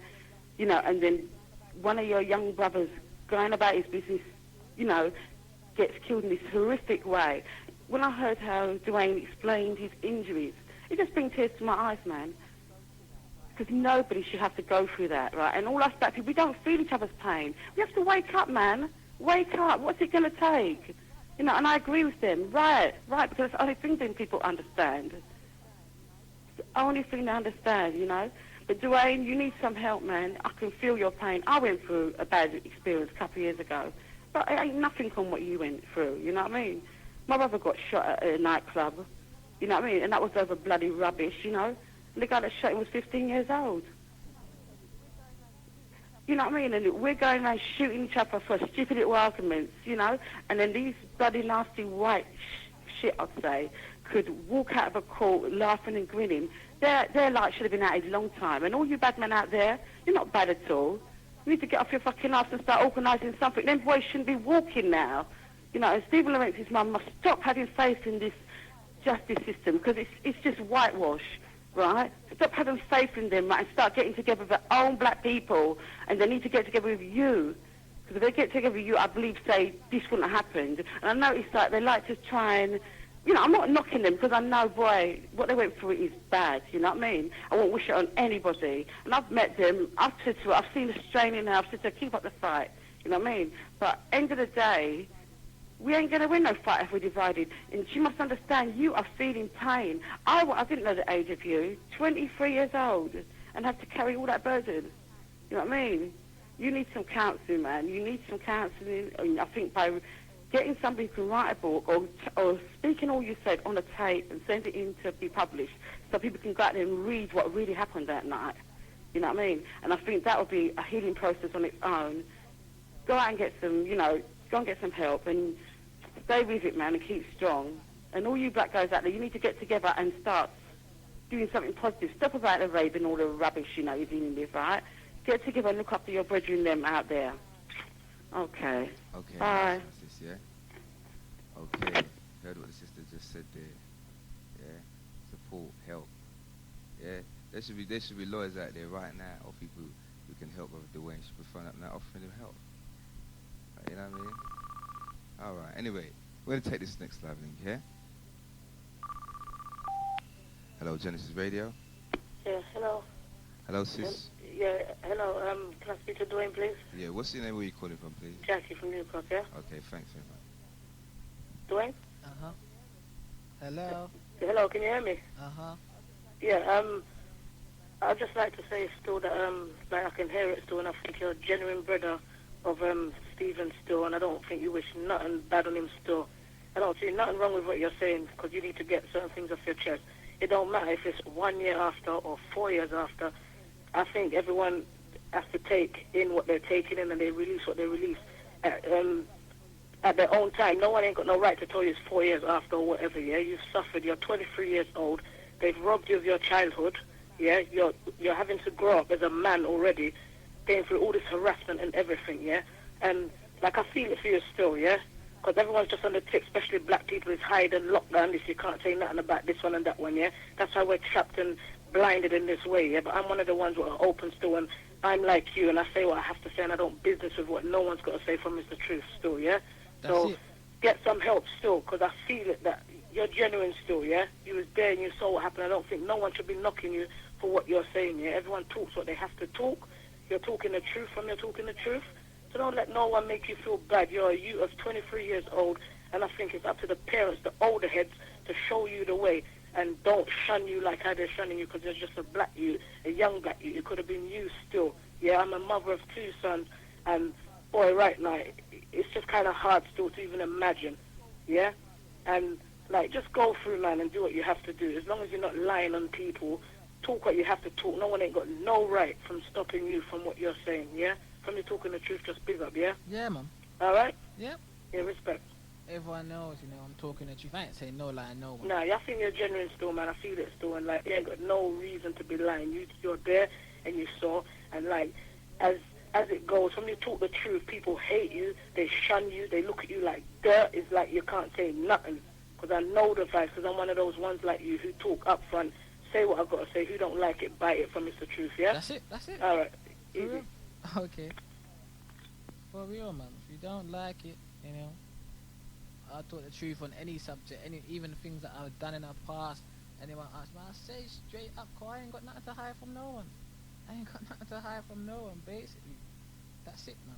Stephen was my brethren that time. I would stick up for him in anything. There's no way he could have a fight and I don't join in. I don't even care who he's fighting.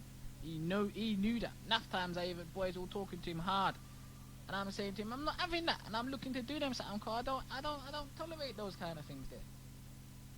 He knew that. Enough times he told me that I must calm down. Oh no, don't do this or no. But sometimes it has to be done. I'm sorry. Okay, London, we've got another live. We're going to take this thing here. Hello, Genesis Radio. Hello, Genesis. Hello. Hello. Hello, Genesis Radio. Hello. Hello. This is Elaine from Dulwich. Okay, sis. Respect to you, Dwayne, for coming on the radio and telling your story. A lot of us out here really didn't know basically what was going on. I heard that someone was a witness, someone was there, and I've always wondered what happened to him. I don't fully understand why the Lawrence family didn't work with you to make sure that they had a watertight case, so that this thing wasn't thrown out of court. But anyway, that's done now. What I'd like to know is, why is it that, I mean, you said that you're prepared to do something about it. What is stopping you from doing something about it? You've lost faith in the legal system. Obviously, it doesn't work. So, I mean, what is stopping you from sort of taking matters into your own hands? You know what? Everybody I go to don't want to give me no arms. Nobody wants to give me no arms. Talking some old people are telling me, nah, man, 'cause we know your mum, you know. We know your mum, you know, that can't work. Bullshit, man. They're supposed to give me the, if you know it, if someone said to me, come and get it now, come and get them now. No long talking, I'll come and get them now. I'll go to a man's house, all I have to do is go there, knock the door, people come to the door and blast up the police. It's as simple as that, and you're off. There's no long talking, no long story crap, that's all it takes. But no one don't want to give man the arms. No one. Police can come for me, I don't care, 'cause I won't have no arms, there won't be no evidence, they can hold me all week. 'Cause when I go to station, I don't say nothing, I just sit down and keep quiet. I don't eat nothing, I don't drink nothing. I don't eat nothing, I don't drink nothing. People come and bring me food, I don't say nothing when you know what, I don't even give them my name. They all have to fight me to get my fingerprint so they can check me, 'cause when I go there, I don't say nothing. If a man say to me, come for the arms now, I'm coming for the arms now. I make Briggy bring me there for the arms now, 'cause I'm not in no long thing. I told the parents from the beginning, nah, the police. They had me in court, you know. Why don't you like the police? What have the police done to you? You said in your statement you don't like the police, you hate the police. That's right. The police, I don't like the police. They don't like black people, I don't like them. That is fine.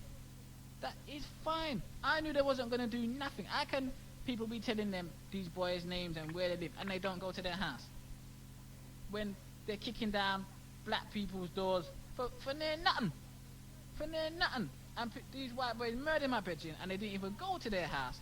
The police all get diary from one of the boys' girlfriends telling them in the diary, you know, it's got details of what happened, who was there, who done. Why haven't the people been brought to court? Why haven't they been found? What is, you know, oh my God, you know what, I'm getting too bad. Yeah. I understand your frustration, because the system is organised in such a way that makes it difficult for people to get through, especially black people. So what you need to do is keep cool and keep your wits about you, and remember, time is the master. You may not be able to do anything much now, but there will come a day when you can do something, okay? Okay. So just be strong, all right? Okay. Okay. And also the lady that spoke before, saying that you should write it down, write your story down, have somebody publish your story. I think she's right, and you should make sure you do that, all right? Okay. So that other people know. And, yeah, make some money out of it, all right? So okay. that then you can arm yourself, all right? Okay, then. Okay, bye. Bye.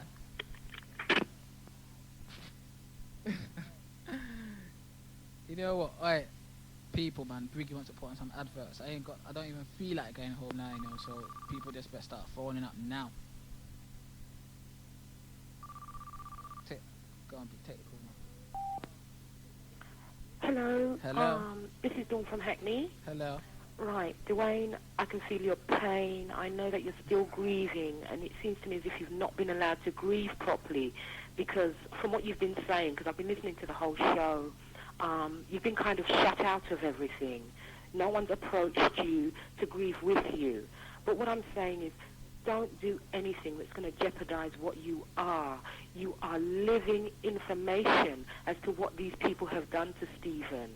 Please do not do anything that's going to jeopardize that. As long as you live, they cannot hide. Okay? Okay. Please, I'm begging you, do not do anything that's going to make them have the excuse to come down on you. This is all they're wanting. The bare harassment that they've given you for 4 years is because, A, they didn't want to investigate this in the first place. B, they wanted to brush it under the carpet and make out you were fighting and stuff. But you are living. You are the living proof that these boys killed that boy. You are the one that's going to show up British justice, the so-called British justice that they put up as a flag for the whole world. So please, I'm begging you. I'm a big woman, and I'm hearing you, and I hear your pain. I'm not saying that you should approach the family. I think the family should come to you. Right. I think that what you've done tonight is very brave, and that I can feel your pain basically, and I'm here, I'm crying, I'm in tears because the way you're describing how this, when you say things like his jacket puffed out with the blood, all them kind of things is painful to hear. So please, I am begging you, on air, I'm begging you, do not do anything. Don't get no arms. Please do not make them have any excuse to take you out. Okay? Okay, ma'am. All right? Okay. Take care of yourself. All right, yeah. Bye-bye. Bye. Boy. I don't know about this grieving bit, because you know what, after you grieve, you feel better. I don't want to feel better. Why am I feeling better for? It's not over. Do you know, when it happened, I'd get all mad and all hyped up, and then I'd cry, and then I'd feel better, and I'm thinking to myself, but I don't want to feel better. Why should I want to feel any? Take the call, Briggy, man. Hello. Hello. Hello, bruv. Is that Genesis Radio? Yeah, man. Briggy, how you doing? Yo, who's this, blood? Well, I'm a minister of religion, and you had me in March, remember? Pastor Herman. Okay, Pastor. When am I going to get that tape, man? we do that off the air, yeah. You get it, yeah. This guy on the phone, this guy in your station is made of iron, you know that? Pardon me? This guy is made of iron. Yeah. This young boy, but I don't want him to go and kill himself. And I would not like him to put himself under the feet of those policemen, because it's not a real place to be. It's not a good place to be. And talking about being small, those people can make you small, because when you're in a society, when you're a minority, and they kill so many of you, they exterminate you. That's what they're doing, And if we go all the way back into schools and all those things, we see racism is endemic in England. At least 40% to 50% of the children that are being expelled from school are black or half caste, And I'm not interested in the policemen, because as far as the law is concerned, they are nobody. I'm interested in the judges. These are the people I direct my speaking to, my public speaking. I'm interested in those so-called politicians that say that they're doing something for black people. And I want to know if they're listening to that case. You see? Because they're talking about doing things to make everybody equal. Well, boy, they have a big problem on their hands. Because for generations, we have not been equal. And I want to know if the establishment is deaf. I'm not interested in the policemen, because they are law unto themselves, and before they go in front of a judge who knows law, and that is what that matters, knowing law, and knowing what points of the law to abide on, That's it. What makes you a powerful man is whipping them with their own whip. And in order to whip them with their whip, you have to speak their language. You understand? The judge have a special language. And when you get into trouble and continue getting into trouble with the policeman, after a while you learn and you understand that language. Understand? As far as that guy is concerned, police harassing him, that is nothing new to me, and that's not anything new to a lot of black people. But what happens is that people make them feel inferior, and they don't fight back and say, I'm not inferior. And they use their temper, and they don't use their wisdom. And I want to ask this establishment here, this government, this labor establishment, if they are deaf, if they cannot hear those cries, because I'm interested in the cries of people and those miserable ministers of religion that have all that flock behind them and everything. I want to know if they cannot hear those cries, and when are they going to open their jaws and talk and say something, and put those people in the fear of God, because black people are like, that's what my old boy says, they're like wild goats upon many mountains, and it's a bit of a shame. But that young man, boy, I would not like to see half of what he's seen, because those are the things that traumatize people, and those are the things that make a lot of people mentally ill. You know, but I like him to do a lot of sitting down and a lot of calming down and think about it and realize that none of that happened is his fault. Perhaps if I was in his position, I would run and run like hell, because nobody likes to be put in the fear of death like that. You know, and there's no society that is racist, but it's the parents that teach them that. You know, people don't learn racism. People do not learn arrogance. People don't learn rudeness. These are things that people's parents teach them. You know, and it's a bit of a shame for a country that says that it's an example to the world. It's not an example for anything but for the toilet. Okay, brother, yeah. Pastor Herman. When am I going to hear from you? You hear from me very soon, sir. I've heard that God has blessed you recently.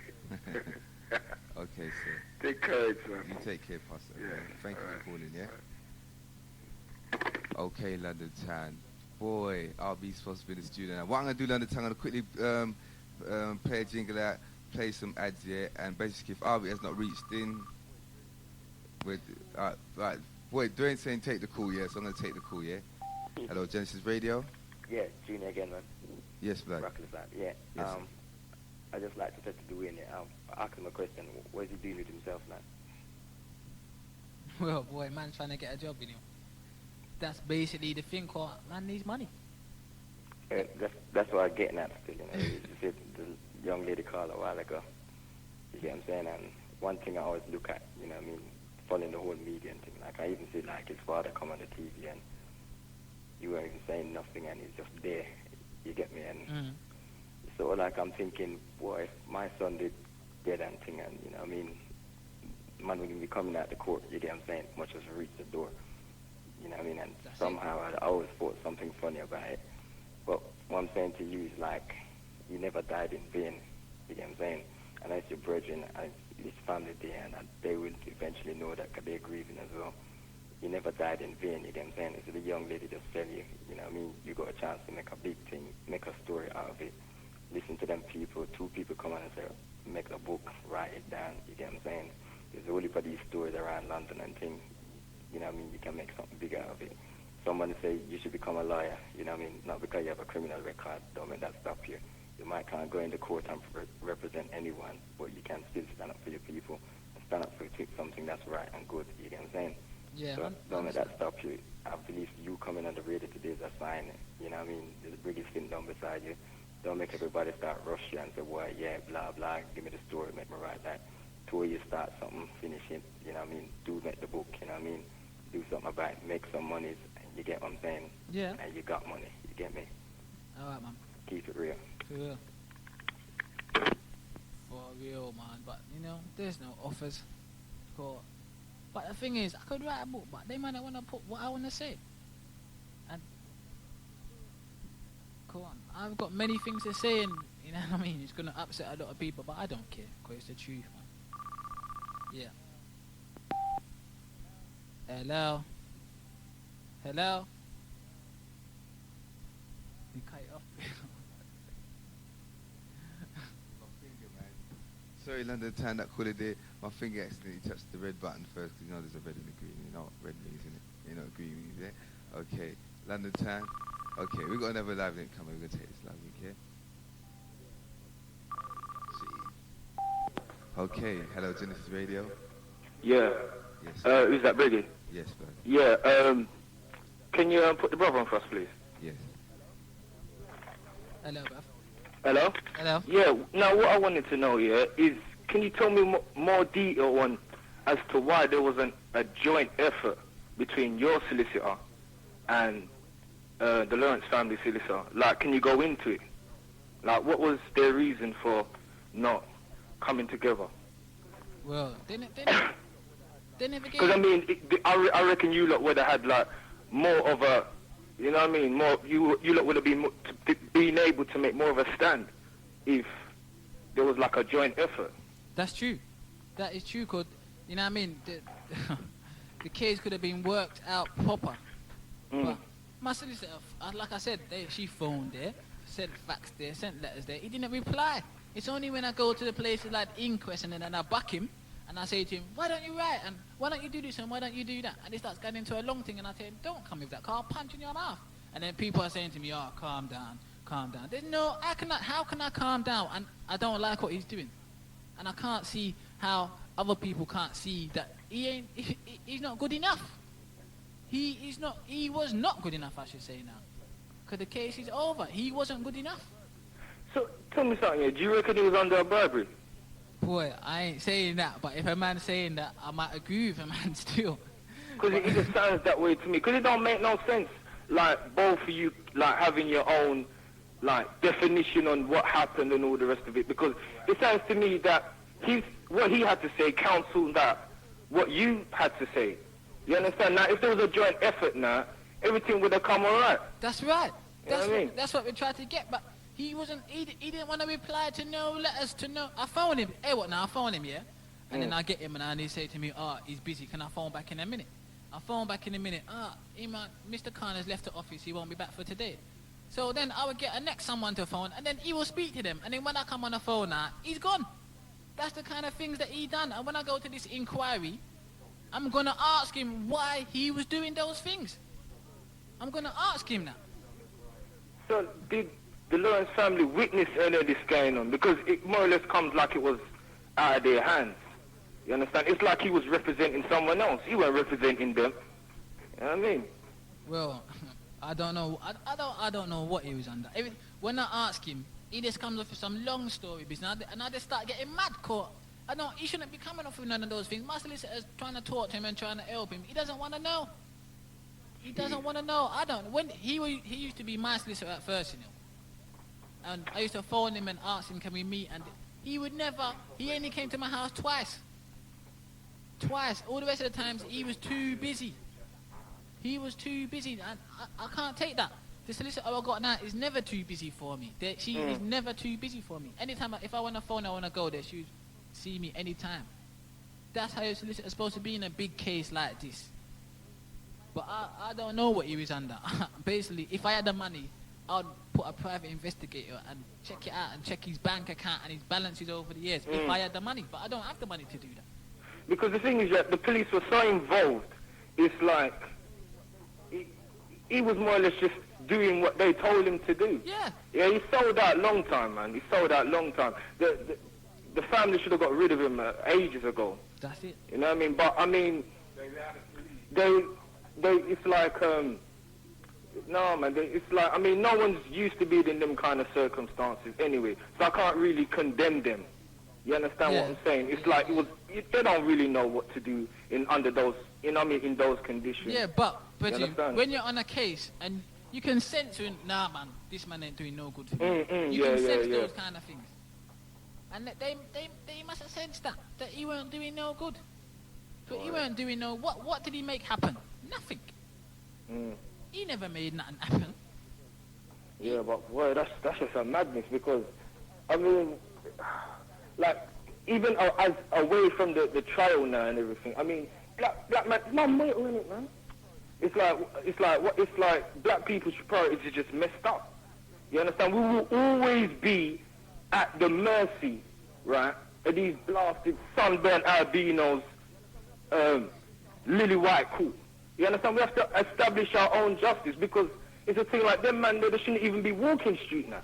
Well, you know what? They shouldn't be walking street now. I always see that guy come out the court laughing. You understand what I'm saying? He shouldn't even be bold and brazen enough to come out with a big smile on his face like that. You know what I mean? Bold as brass. You understand? Black people need to just in cases like that, black people need to just establish their own justice. You understand? Black men, it's a thing like, black men will always be weak unless they're able to look at the reality of what we're suffering, right? And what we have suffered. Because really, no one can't walk out there with any guarantee. I should be able to go anywhere. You understand? I live in Lewisham. You understand? Everyone's just down the road. You understand? And you need to tell me I can't go there and there can be no guarantee as me returning home. That's a madness. You know what I mean? No, man, you just can't continue now, man. It's just rubbish. You understand? I don't even know how to describe it. And someone phoned in saying something about, oh, it's 4 years. I mean, well, I just hope I got the wrong impression, but it sounded like that person was saying, well, it's 4 years now, get over it. You can't, look, it could all be 10 years. That's injustice. You understand? But, boy, no, I understand what I don't understand what you're going through, but I'm glad that you've come on the air. And before, you couldn't talk before, could you, because of legal matters or something like that, innit? For real, man. So really, you couldn't even talk about this before publicly, innit? I couldn't say that before publicly. But now, it's, as far as I can see, it's over, court. They can't be... They can come into that inquiry and say, I killed him. And the police can't do nothing. The police can't do nothing to them. Because what the judge say? That what's the judge say? That he ain't going to do nothing to anyone who gives evidence. So they can come there and say, yeah, I done it. They can all laugh at, man. They all give story to the newspaper, the Sun and all them, and print them things, and no one can say nothing to them. Police can't say nothing to them. Well, we're just like these people, they're mercy, man. I'm telling you, man. How them murderers can be just out there now, it's a madness. That's it. But people just need to wake up now and stop joking the business, because what this shows us is that there's no unity. And, I mean, unity is more than just walking down the street and saying hello to each other. You know? That's why I have to remind people. Unity is when you join an organization that represents, you know what I mean, good principles that will uplift the people. You understand what I'm saying? Unity ain't walking down the road and saying, yo, sir. You know what I mean? There's much more to it than that, you know? You know what I mean? For real. Cool, like, man, because you, at the age you were, how old was you at that time? 18. How, 18? 18. And you went through all of that to even have to witness that? Nah, it's... Well, listen, have you made any attempt to talk to the family? Well, I ain't made no attempt because, boy, I heard things that they were saying, and if I can hear, they can hear. But you see, like, with that, don't get sidetracked or nothing like that, you know, because that could just be propaganda. Yeah, but, bruv, you understand? But, yeah, I understand. Yeah, they must have heard, you know what I mean? They must have heard it too, and if they know it's not true, they could have said, boy, I don't know about these rumors, but I never said it, but they never say that. Yeah. All right, then, listen. Someone else wants to have a talk here. One sec. Hello, Dwayne. All right, man. Respect, man. Yeah, Dwayne, boy. Yeah, I mean, we all go through this tribulation. Black people all over, and as you say, we don't do nothing about it. Well, you know, Genesis, we're here. We're trying to do something about it now. Where we're talking, you know, and we're hearing you know, what's happening. We never know what happened before. Now, what my friend just asked you know, I mean, have you attempt to, you know, go out your way? You know, sometimes, you know, you bend over backwards and you try to, you know you're justified, yeah? I know you're justified. Yeah. But have you gone to the parents and said, well, all right, yeah, it's over now. You know, I never killed your son. You know, could you give me the time? I want to hear what you heard about me and what's supposed, I mean, do you actually know that I was there and I myself could have been killed? Do you know what I've been through? I know you're going through your grief. I mean, can we not talk about it? Can you not see your mistake where you're making with your solicitor? I mean, aren't they black people like yourself? I mean, the son that they lost was a black, you know, your friend. You know, what is anybody's problem? What is our problem anyway? You know, I mean, they put all the trust in this, you know, Imran Khan. That's it. Well, the guy's obviously been, you know, let me tell you something. Unfortunately, I've been through the court system. I could have been a solicitor, but I've been on the other side of it anyway. But let me tell you something. Mr. Imran Khan is probably promised by the police good fortunes in the future, yeah? Now and in the future, right? And he's played it out. You know, this has become a very big case for Mr. Imran Khan. That's it. Yeah? And it seems to me like he's handled it like a buffoon, like he's, you know, typical, you know, with black people. You know, I've got respect for a lot of black solicitors out there because, you know, I've been through the system, and I used to take it that my black solicitors out there is going to go that extra mile for me because he knows the injustice that I go under, you and I. Yeah. You know? And they're going to make, and now they've got the end of the law and know what the law is all about. They're going to use that, you know, to free us, to help, you know, to redress the balance of injustice. But, you know, sometimes, you know, we just sell out, you know, and Mr. Imran comes to me, I sold out because I've never heard such a rubbish in my life, you know.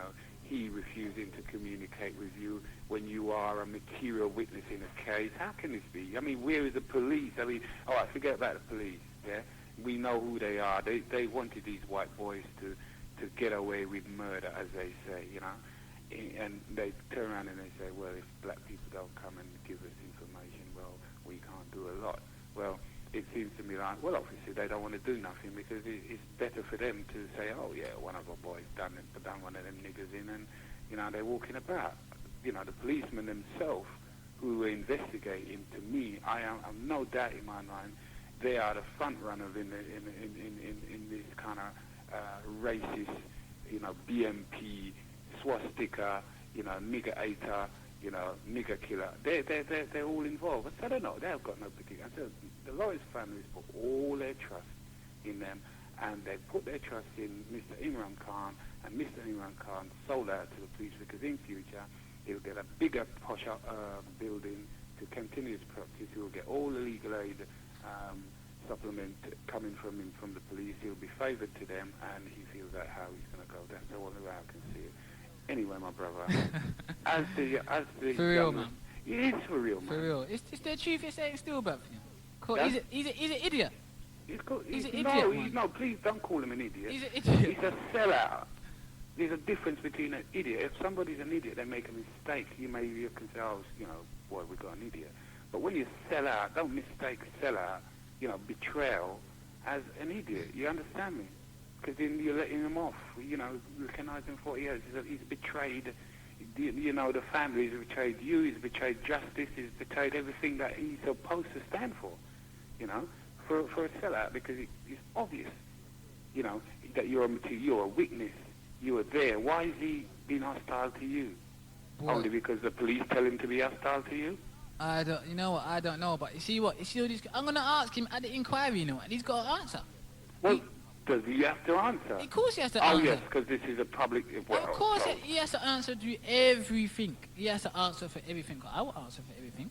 Well, yes, of course. Well, you know, as I said, you know, this inquiry coming up, if we who are on Genesis listening to this and talking all this talk, if we don't take a keen interest in everything that goes on, including what's, you know, when this comes up and yourself, what's going on, then again, it's going to be another situation where I don't trust another whitewash, and it, you know, it's all nice, and, you know, the family accepts their, you know, and it's all finished, you know. So anyway, my friend, what I have to say to you, you know, write a story about this, because, you know, there's a lot of ignorant people like us out there who don't believe anything, you know. Write a book, you know, leave it there for their kids, our kids, to remember that, you know, you were there, you know. Rodney King, you know, the same thing again. It's all injustice. It's all black people. We're always suffering, and it's about time we stop this. It's about uniting and unite, you know. And anyway, look, my final thing is try and talk to the Lawrence family, you know what I mean? Maybe they are suffering in their own grief somewhere, and they really wanted to get out there and say, look, you know, Dwayne, you know, we lost a son, and, you know, we're sorry, we made mistakes, and people do make mistakes. Maybe they would like that opportunity, and maybe it would help everybody. You know, we're black people, let's talk. You know, good night to you, my friend. You know, and keep strong. Okay, brother, yeah. Enough respect for your input there, Thank yeah? you. Thank you. Okay, London Town. Sorry, London Town, yeah. That has to be the last call for the night, yeah. We have the arrival of the RB in the studio, along with his queen, Carol.